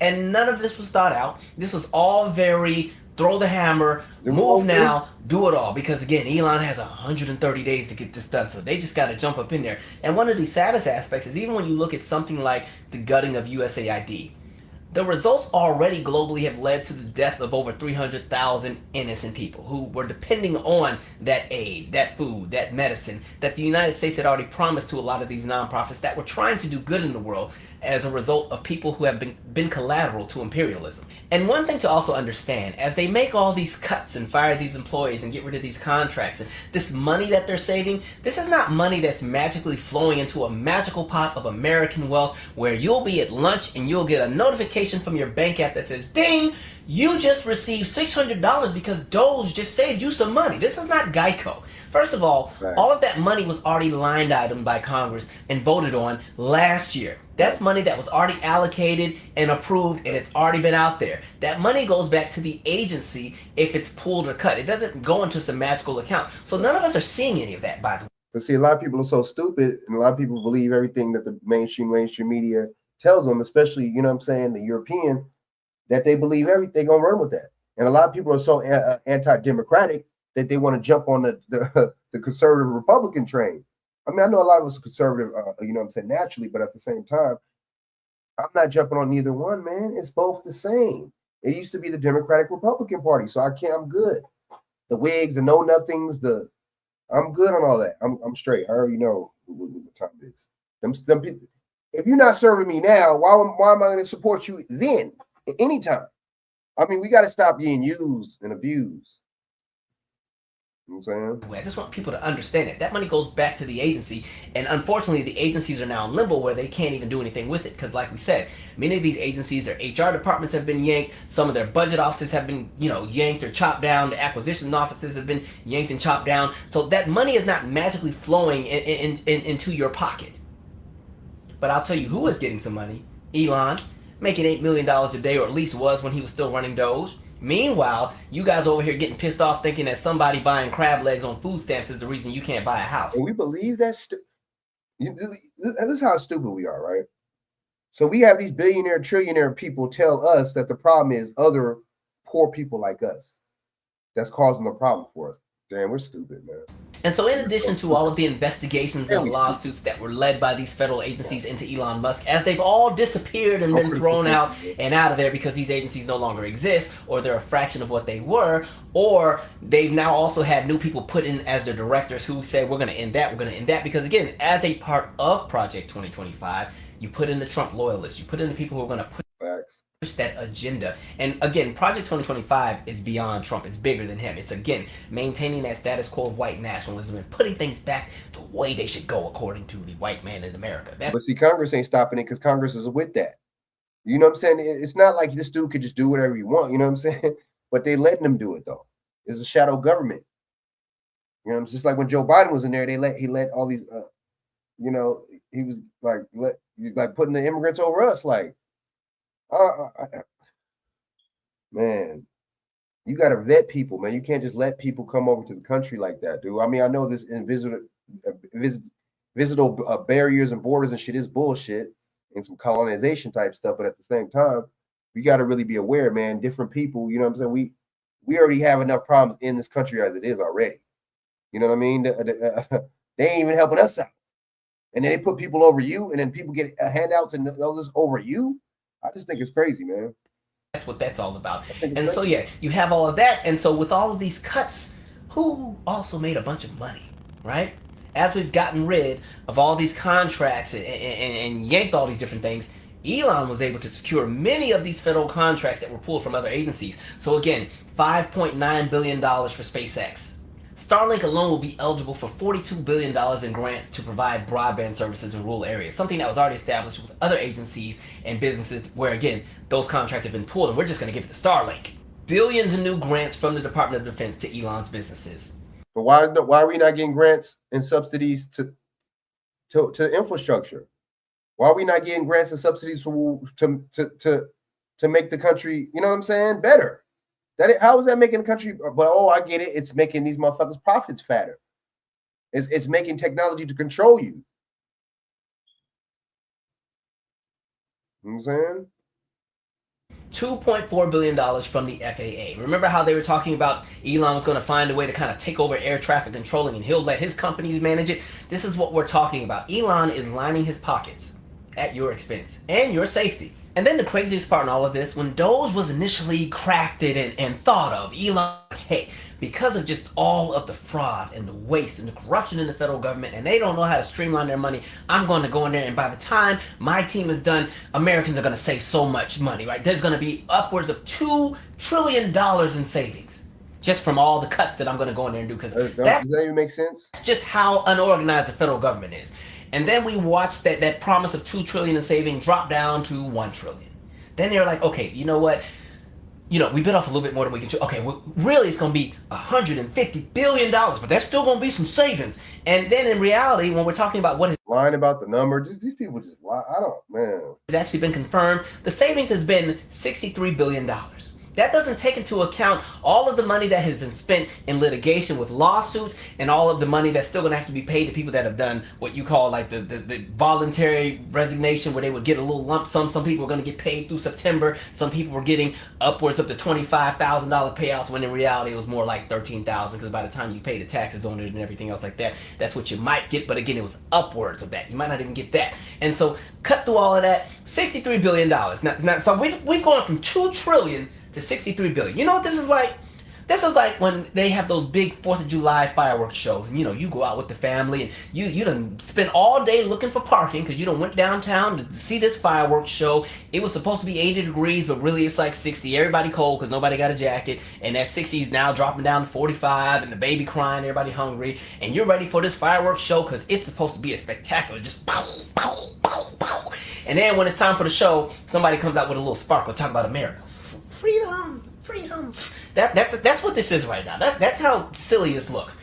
And again, what makes it even crazier, if they really, really wanted to save money and cut down on the deficit and wasteful spending, we wouldn't be talking about this big, beautiful bill right now, which, again, that's another thing. Because, again, why go out of your way to, again, ensure that the super rich get additional tax cuts? That money that's going to the tax cuts for the super rich could have gone against the deficit. if we really want to have that conversation. They were already getting a cut because they were already going to extend the Paul Ryan tax cuts anyway. This big beautiful bill is an extension of that Paul Ryan tax cut with more added. But wait, there's more. Like, that's what that bill is. And so it's like, I kind of don't want to hear that aspect. And what's even crazier, even before the election, because a lot of the elements of what's in that big beautiful bill were already talked about before the election, and it was already established by the Congressional Budget Office that, hey, this is going to run upwards of nearly $5 trillion in deficits to the United States economy, okay? $4.6 trillion over 10 years. And so folks already knew. And Elon can't sit here and pretend he didn't know that the House was going to vote on that nonsense because he saw those figures. He knew what was up. So this idea of, oh my God, I'm so disappointed in Congress with voting for this big, beautiful bill because this goes against all the work of those. You knew what was on the table. You knew this whole time. But again, Elon is lining his pockets, making sure those investigations disappear, and bouncing. It has nothing to do with caring about the average everyday person, but so many people were blinded by the nonsense. And what makes it even crazier, then you add in the conversation of tariffs. Orange Man was convinced that, we put in these tariffs and that's going to make up for the difference and that's going to pay for the big tax cuts for the rich and why your Medicare and everything else might be on the line. When in reality, those numbers still don't add up. So even if the tariffs would be successful, that would only contribute a maximum of maybe $3.1 trillion to the economy, but that would still leave us in upwards of a $2.4 trillion deficit. So when it's all said and done, everybody's playing in your face. Every last person. And then on top of that, there's already all the nonsense going on behind the scenes. There's been tons and tons of reports about infighting between Elon and the White House folks and Stephen Miller and this, that, and the third. Then we get this press conference and Elon looks high as a kite. I'm not even sure if he knew what day of the week it was, and it doesn't help. I see that eye. Somebody done popped him good. They kind of missed a little bit. They didn't get the full socket. They kind of got the side. It looks like it kind of hit the side and grazed, but it did enough damage. Something's going on over there, and now you're seeing the reports that the fake beef with him and Trump and them. Man, shout out to my dude right here, man. I played his whole video, man. Calvin Michaels, man. Like and subscribe to Calvin Michaels' channel, man. You see what I'm saying? Salute, Calvin Michaels, man. You know what I mean? That was good commentary. He broke that ish down. He broke it down. Hold up.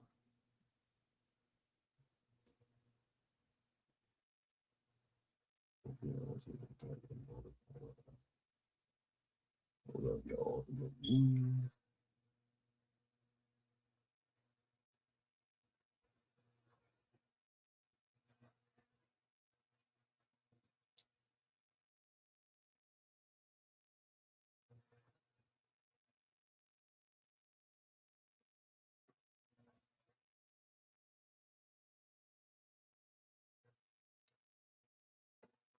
Yeah, man.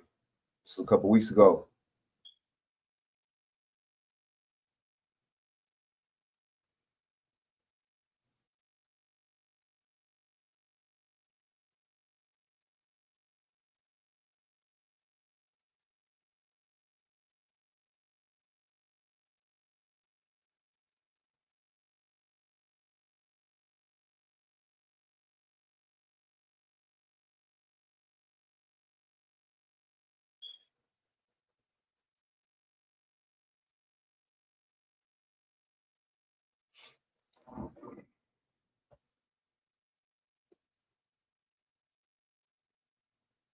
And they, you notice they always, when they fight or shoot or stab, damn, my bad. They always do it. Hold on. You notice when they fight, stab or something, one of the cops, y'all peep that? They always make sure that they can see a court date. Where this white man was fighting in the middle of the street with a police officer for about a whole minute until his backup came. You see the officer backing up, squaring up with the man, fake kicking, his walkie-talkie hanging off, slamming the man down. The man is coming at him for about a whole minute. But one thing you didn't see is the officer pulling out his gun and shooting the white man. Somebody answer that question, why?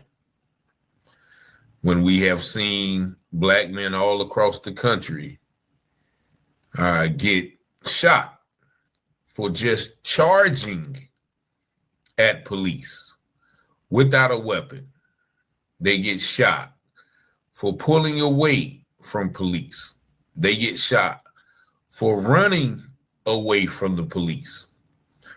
But this man right here is actively engaged in an all-out brawl with this officer, and not one time did the officer fear for his life. Can somebody ask me the question, or somebody answer me the question on why this man's life was not taken? Every time a black man is shot, they say, well, he should have complied, or he shouldn't have resisted. Can somebody explain to me what this white man is doing? Is he the epitome of non-compliance? Is he a perfect example of resisting? Actively assaulting an officer of the law, but yet and still, he doesn't get shot. Not one time did this officer fear for his life. Am I to believe that? Is the only time when an officer fears for his life is when he's engaged? Are you a full stack marketer spending all day switching between platforms? Now with SEMrush toolkits, no more running from one app to the next. You pick and pay for exactly what you need, all in one place. With a black man? Let's watch this video again. Let's watch it again. Just look at this video. This white man is battling the police. And there you see the police throw him down, start punching him, wrestling with him. He gets up. The officer never thinks that the man is trying to grab his gun. He looks like he's trying to grab his gun there. And here is another police. He comes. Now he comes with the taser. He puts the taser on him. Then the officers kneel on his back, put his hands behind his back. He's still resisting. You know, he doesn't get beat or choked with the knee on his neck.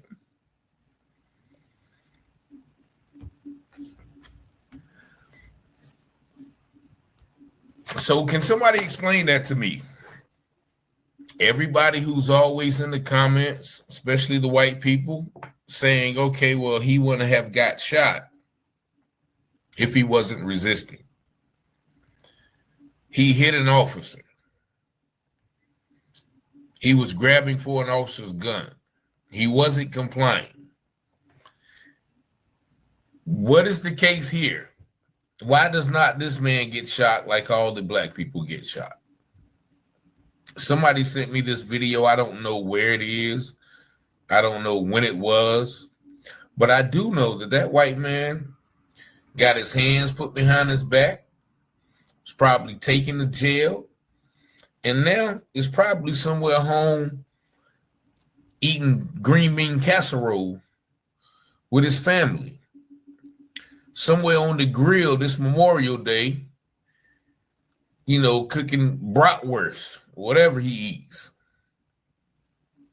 But I've documented so many instances where a black man simply runs from police and he's a danger to society.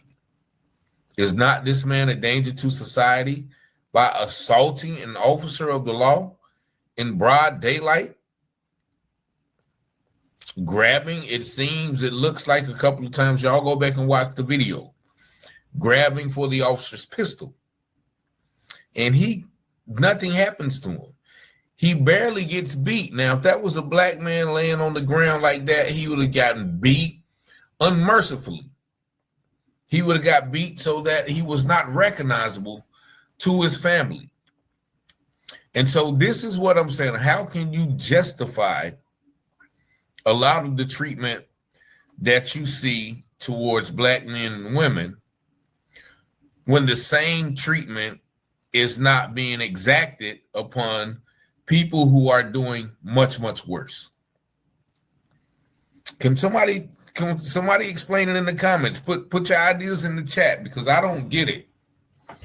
But I love seeing videos like this, because it just proves to me that I'm not crazy and everybody else is not crazy. But white men are allowed to cuss at the police, slap the police, disobey the police, disregard the police, not comply, resist, and even in this video, assault the police, and they are able to walk home to their families.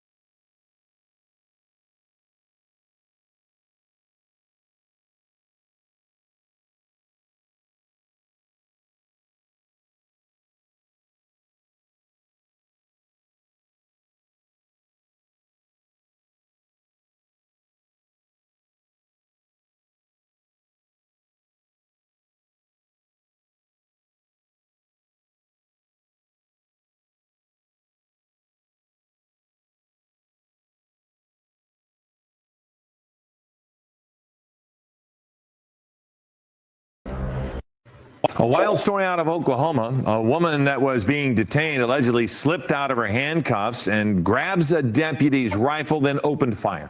According to deputies, the woman was being detained for erratic behavior when she was placed in the back of a patrol car. She was able to reach up on the console to unlock a switch to release an AR-15. She then figured out how to put a round in it and fire approximately 10 rounds at a deputy and a civilian.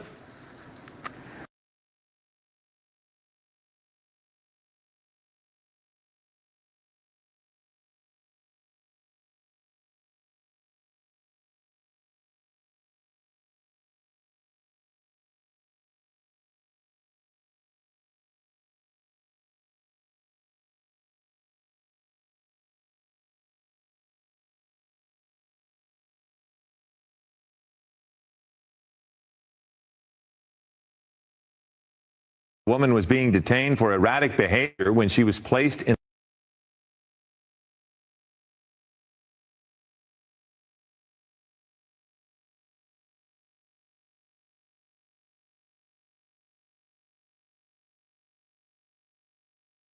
the back of a patrol car.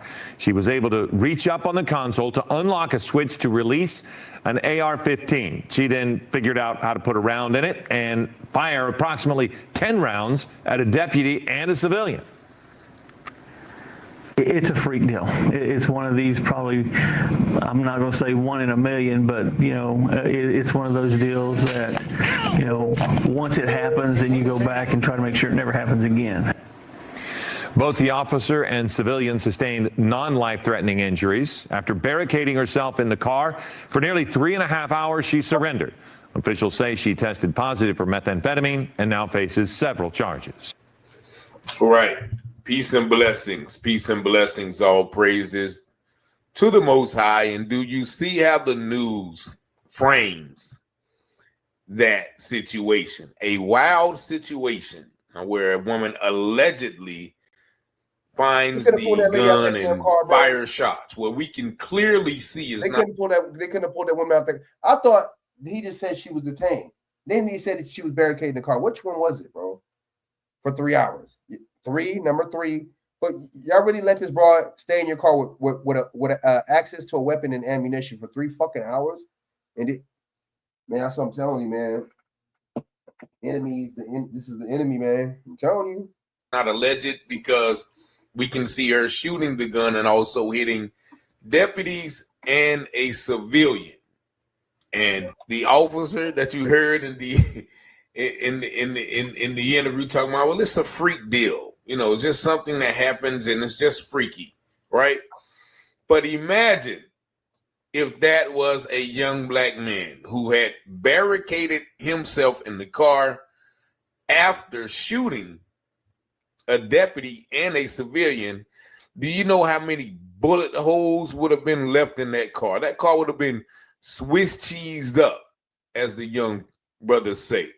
Now I'm going to show you another clip where they are trying to say that this woman was incompetent to stand trial, but they're also going to show you the footage on the I guess it was the standoff where police was, it was like a whole neighborhood full of police cars, and they allowed this woman to walk free. Now, you all know the story that we've been covering about Ryan Hinton Jr., the young man who was clearly running away from police, had not shot at police. Witnesses say he had already dropped the gun, and he gets shot 3 or 4 times in the back. And they are trying to demonize him in his posthumous state, by saying, well, he had a gun and he was a stolen car and he pointed a gun at the police, blah, blah, blah, blah, right? All of the lies. But again, this woman, and I'll show you a picture at her. This is Rachel Zion Clay, an admitted meth head that was allowed to shoot at police, barricade herself in a car, and then allowed to surrender. Wow. And they ended the article saying that she tested positive for meth. Like, that's an excuse, right? That's an excuse. So it wasn't that she was a violent criminal that needed to be taken down for shooting a AR-15 at an officer and a civilian and fired 10 more rounds. No, it was just meth and mental health. Like, listen to this next article in which they are trying to say that she was incompetent to stand trial. Just watch this. A woman at the center of a chaotic ordeal in Grady County earlier this year will be facing a jury. We've got some body cam video here from mid-August, moments after Rachel Zion Clay allegedly shot at a Grady County deputy and another man during a welfare check. Now, both of those victims did survive. Clay was sitting inside a patrol unit where she was able to slip out of her handcuffs, reach for a deputy's gun, and start shooting. How did she slip out the fucking handcuffs?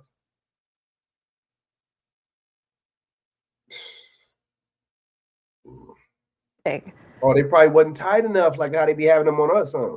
Her attorney tells us Clay has been found competent to stand trial on 3 counts of shooting with intent to kill. A preliminary hearing is set to take place in April. Honey, I can't chew this. Dad, it's time to get those implants done. All right, there you go again. They're calling it a chaotic scene. Not a violent, not a dangerous, not a tragic scene caused by this woman. Oh, it's just a chaotic scene. And the article further goes on to say how she was suffering from mental health after not taking her medication. Now, they say that someone had called the police on her because she was crawling around on all fours, barking like a dog, and, yelling out incoherent stuff. And so they put her in the car, they handcuffed her, and she somehow found the gun unlock, and then she slipped out of her handcuffs, and then she... If I was one of the people she shot at, I would have sued the police department. Bam! I'd have sued the motherfucker. Proceeded to fire at the officers. Now, the article goes on to say, well, yeah, we have to change some things. They don't talk about, how, well, sorry, the officer feared for his life and he fired his service weapon. They're saying, well, they have to change some things. Well, we have to change the labeling on the switches in there. We have to take the labeling off so people won't know how to find the guns. But there's no mention of an officer fearing for his life. Now, why is it that a black man can be running away? And y'all answer this question in the comments. Why is it, especially white people who say, everything is about racing or everything is playing the victim. So why is it when a black teen is running away with a gun or without a gun or failing to comply or, not wrestling with the police officer, why is it that they are not never allowed to surrender? Whereas this white woman who barricaded herself already in a police car, took out an AR-15, fired several rounds hitting an officer and a civilian, and they allow her to surrender without harm. No officer feared for their life. They didn't feel the need to litter the car up with bullets like we've seen time and time again where a black man tries to drive off from police, and in the interest of protecting the public from a violent criminal. No, there was no sense of urgency to take this woman down, or was the lily white police officers more interested in preserving the lily white woman's life rather than preserving the public's life? Oh. And, they mentioned that the officer and the civilian had, non-life threatening injuries. And so I guess that makes it okay, for her being able to hold herself 3 hours. Just look at the police presence. Look at the police presence right here. On 3 counts of shooting with Look at all those police right there, just standing around, hiding, but no one feared for their life. No one had to litter the car up with bullets. Look at the entire scene. Like, they got police everywhere, and she's out there with a AR-15, has already shot. Look at the whole scene. They have police all around the, I guess that's encampment or farm, wherever that is. But all of those police came out, and not one person feared for their life after this woman shot an officer. So if this type of restraint can be shown, which is proven, right? You don't have to kill everybody, even if they shoot at you. You don't have to kill everybody. Then why can't that restraint be shown when a black man grabs a taser, a black man runs away with or without a gun, and all of the other scenarios that we have covered on this channel? Y'all let me know what y'all think in the comments. I know we all have the answer to this, but I just wanted to point this out. This happened in 2022, and I've yet to find any semblance of a sentence or anything about Miss Rachel Clay Zion.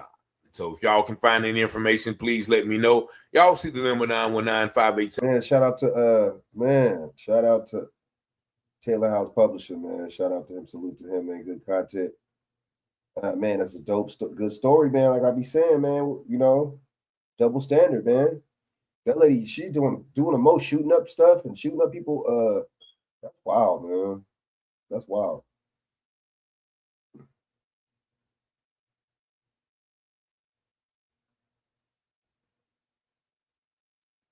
All right, one more. Yeah.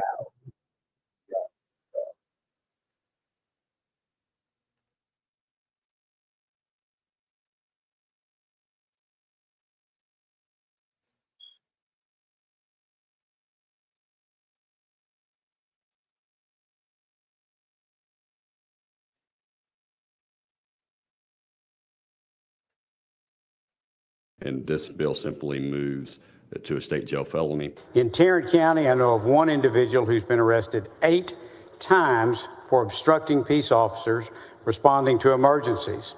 SB 1208 seeks to deter this behavior, which has a low criminal penalty now, by increasing the penalty for the offense of interference with a peace officer. And see, that's not true because, that's the First Amendment audits, man. That's legal. You allowed to film these people, bro. They can film you.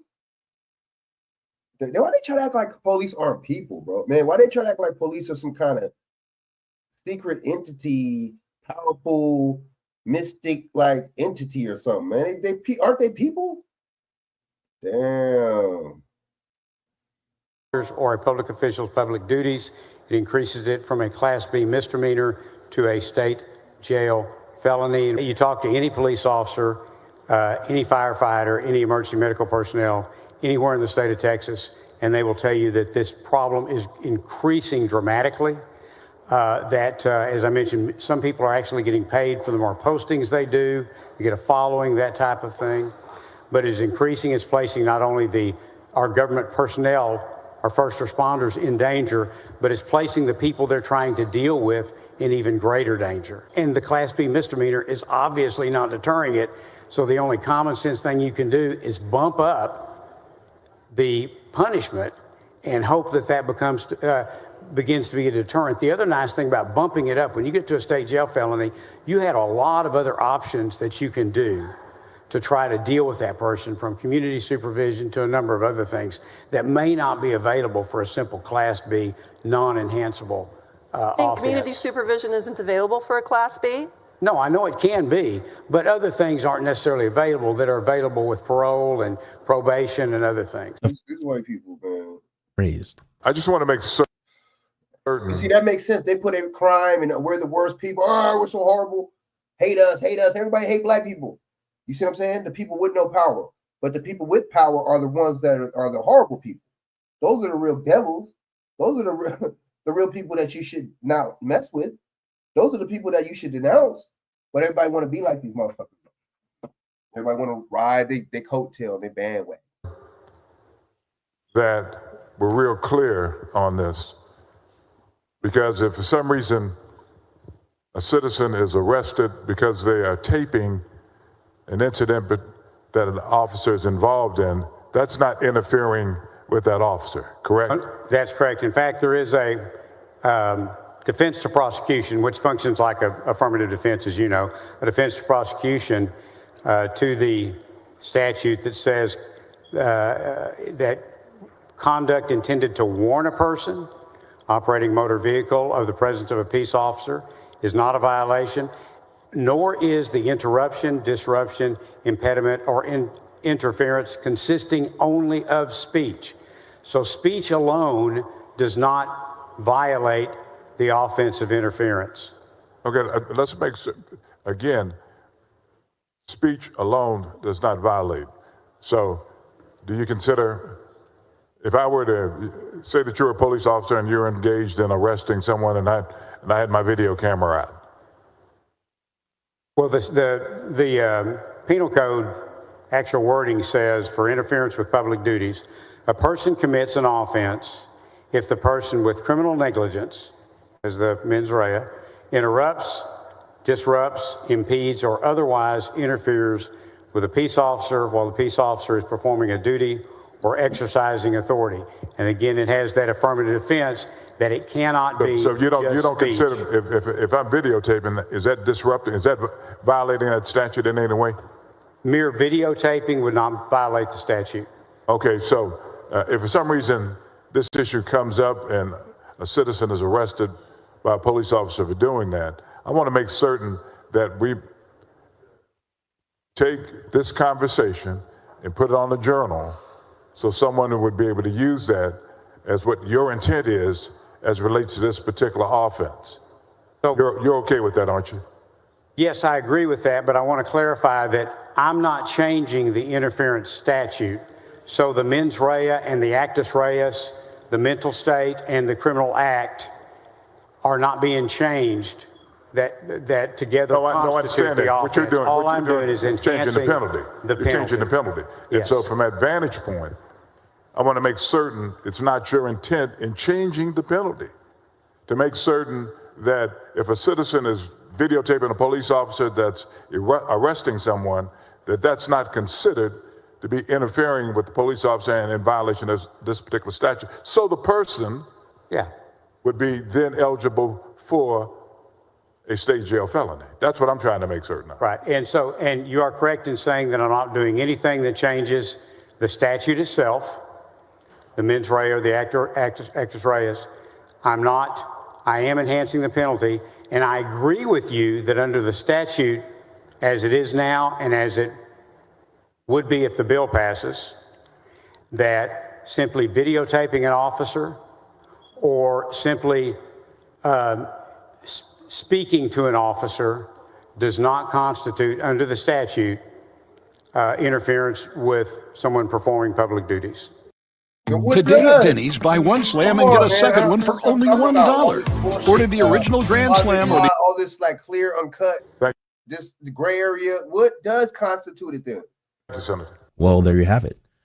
Mere speech alone and videotaping the police are not considered to be interference with public duties, and he's on record for saying so, the author of this bill. But we all know that this is not how this works, and this is not how this applies in the real world. In the real world, a police officer will get pissed off because cop watchers are not standing where they want them to be, or they want them to be out of the way, or they just want them not around at all, period. And they will go to extreme lengths to make sure that these people who record the police or these people who say things that they may not like and arrest them on the piss off the cops charge, which is also known as Texas Penal Code 3815, interference with public duties, which used to be a misdemeanor that carried a penalty up to 180 days in jail and a $2,000 fine, which, if this passes, now raises that consequence, that penalty or that punishment up to a felony, which carries up to 2 years in prison and a $10,000 fine.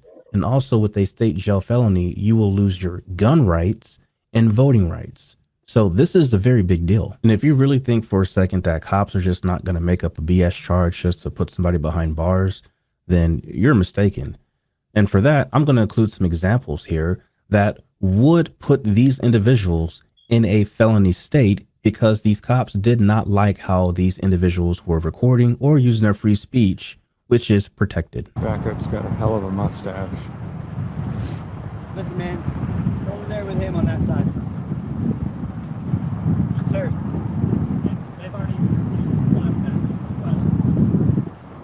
I need you both on the same side, okay? Is that a lawful order? Yes, because I have to be able to watch you both. That's not a law. I need you over there. What's your on name? that side. What's your name? Sir? What's your name? Sir? What are you going to do to me if I don't? Sir? What? Will you please walk to that side for me? Voluntarily? No. If you're telling me you're going to do something violent to me if I don't, then sure, I'll comply with whatever you tell me to do. I just need you at a safe distance so I can keep eyes on both of you. Okay. If you're telling me that you're going to do something violent if I don't do what you're saying, then I'll do it. Otherwise, I'm going to continue what I'm doing. So what's... I'm telling you, I just need you guys both over on that side. You need or want? I need you. Okay, and so if I don't... I can control where you are if you're going to be this close to my partner. And so if I don't do what you tell me to do, what are you going to do? You can go to jail for interference. Okay, I will or I can?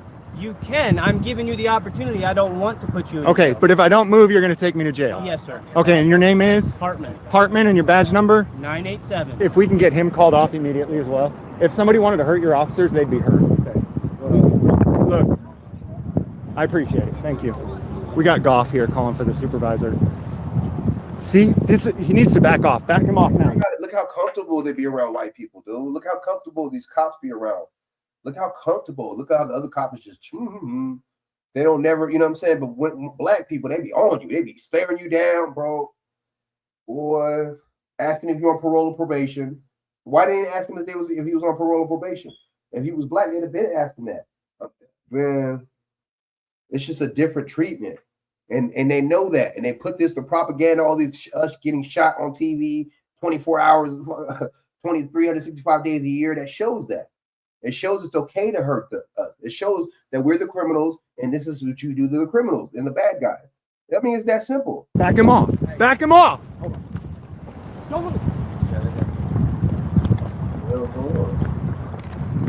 Guys, get off of him. Don't touch me. Get off of him. Get back. Get off. Get your hand off your gun.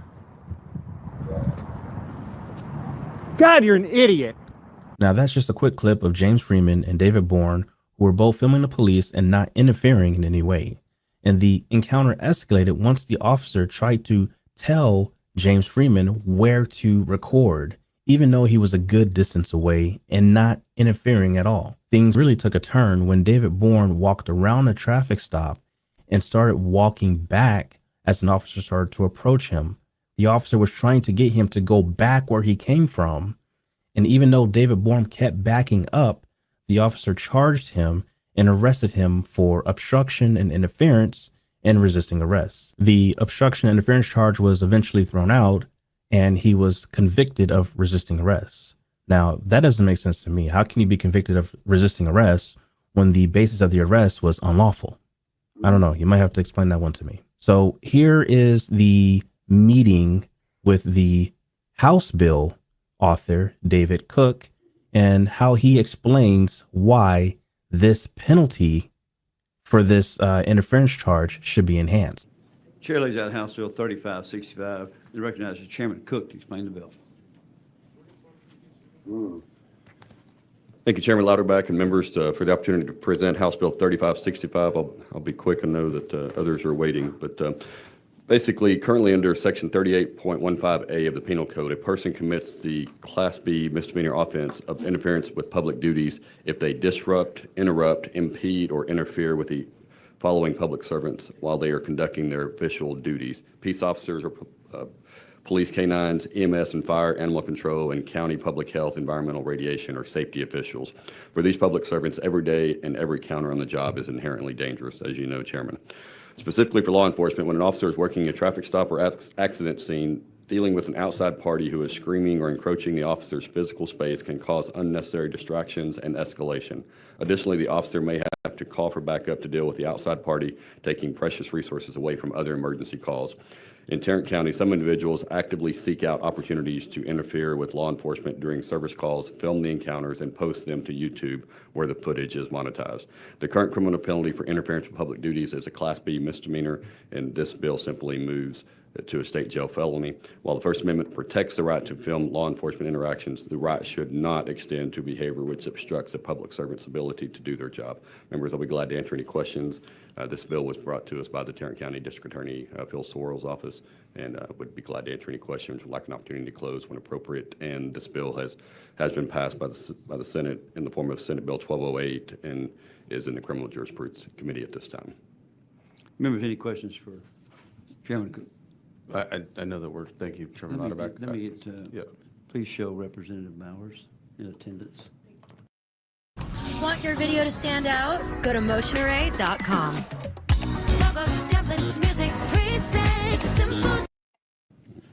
Thank you. I know we're short on time, so just a quick question. Yes, sir.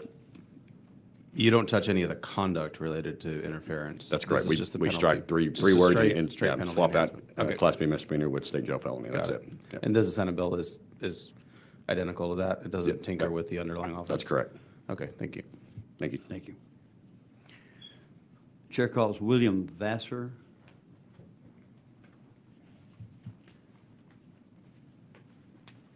Sir, we show you registered as William Vassar, Assistant Criminal District Attorney.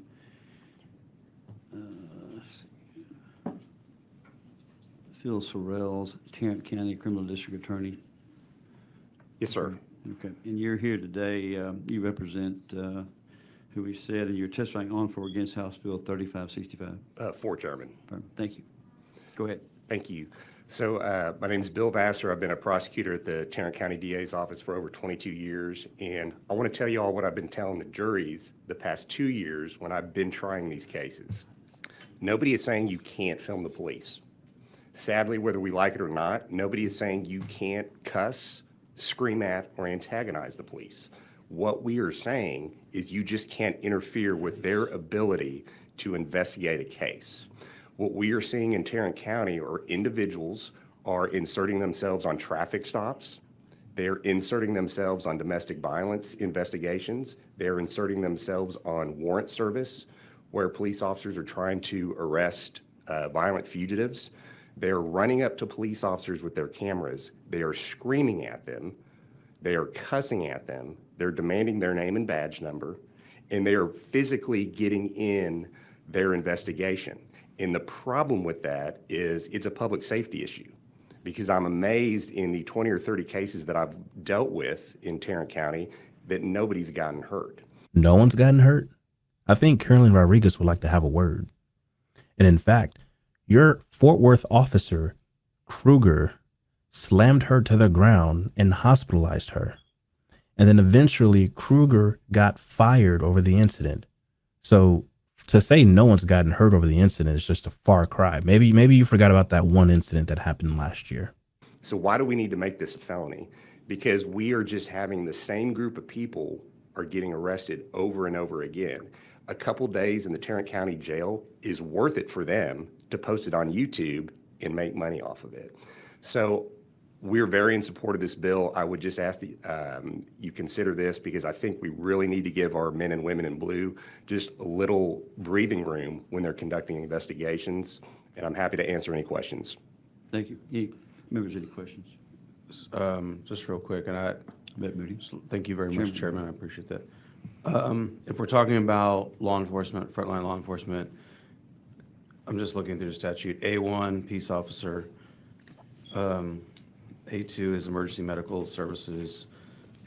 A3 is firefighter. A4 is the peace officer's service and the animal, the canine with them.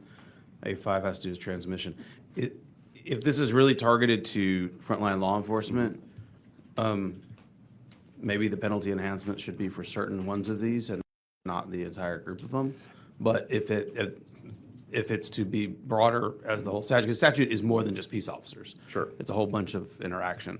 And it may be their position that it should apply to all of these, but I just, the examples keep being peace officer, peace officer. So, you know, just a thought. I don't know if we want to look at stair-stepping that penalty when we're talking about frontline law enforcement, or if we want to go to everybody that's covered under the statute. And we can talk about that later. I know we're short on time, but just a thought. Sure. And I'll tell you the only thing that I've seen personally in Tarrant County are our frontline officers. Yeah, thank you, Chairman. Representative Little. Thank you, Chairman. So, Mr. Vassar, I had similar concern to Representative Moody. I think you could probably tailor this to and to investigate. Now, the thing about reasonable distance applies here. Now, there's nothing reasonable about this next clip. In fact, let's take a look. Call your supervisor, Bingo. Call your supervisor. This is the second time. There's no law that says that. Back there, it's reasonable space. No, is no such thing as a reasonable space. not move beyond Put up this. crime scene tape then. No, I don't have to. I can walk down the f***ing sidewalk, dude. It's not illegal to walk down the sidewalk. I am walking down the sidewalk. You can stay right here if you want. I'm walking that way to the f***ing store. What the f*** are you talking about? Sir, you cannot move past. I can walk down the f***ing sidewalk. Is it true or not? Is it true or not? Can I walk down the public sidewalk, yes or no? Multiple times. It's your choice. Can I walk down? So you're making me stand right here. Yes, for the investigation. Your investigation. How about that? So you're telling me I can't walk down that way? Okay. Can I or not? No, that's not how this works, man. Call your supervisor. Call your supervisor. You cannot. I'm not resisting. What you're doing is illegal. Now, if this bill were to pass, this would make anyone a felon just because this police officer didn't like how someone was filming or using their First Amendment rights. Now, I'm all for giving police officers breathing room or a reasonable amount of space for them to conduct their investigation or handle their police matters. However, there are going to be some officers that abuse that breathing room or that demarcation line by trying to make individuals stand 30, 40, 50, even 100 feet away from the particular incident. In fact, that's exactly what happened with Justin Pulliam when he was arrested at this location when the incident was over there. And he was also arrested for interference with public duties. Okay, thank you. Yo, I'm gonna play the part two of this tomorrow, man. Okay, what is this on? Word, man. This is good stuff. This is a good video, man. I'm gonna definitely holler back at y'all, man. I'm gonna do another video tomorrow. I was just testing out doing these videos on was it unscripted or unscripted instead of non-private. You know what I'm saying? So or non-private. So I'm just testing it out, man, because they were saying that you get more views and all this shenanigans and all this wildness. So we'll just see, man. So I'm gonna holler at you, man. Salute to y'all, man. And like, comment, subscribe, man. I'm holler back at y'all. All right, salute. And we out. You know what I'm saying? Peace.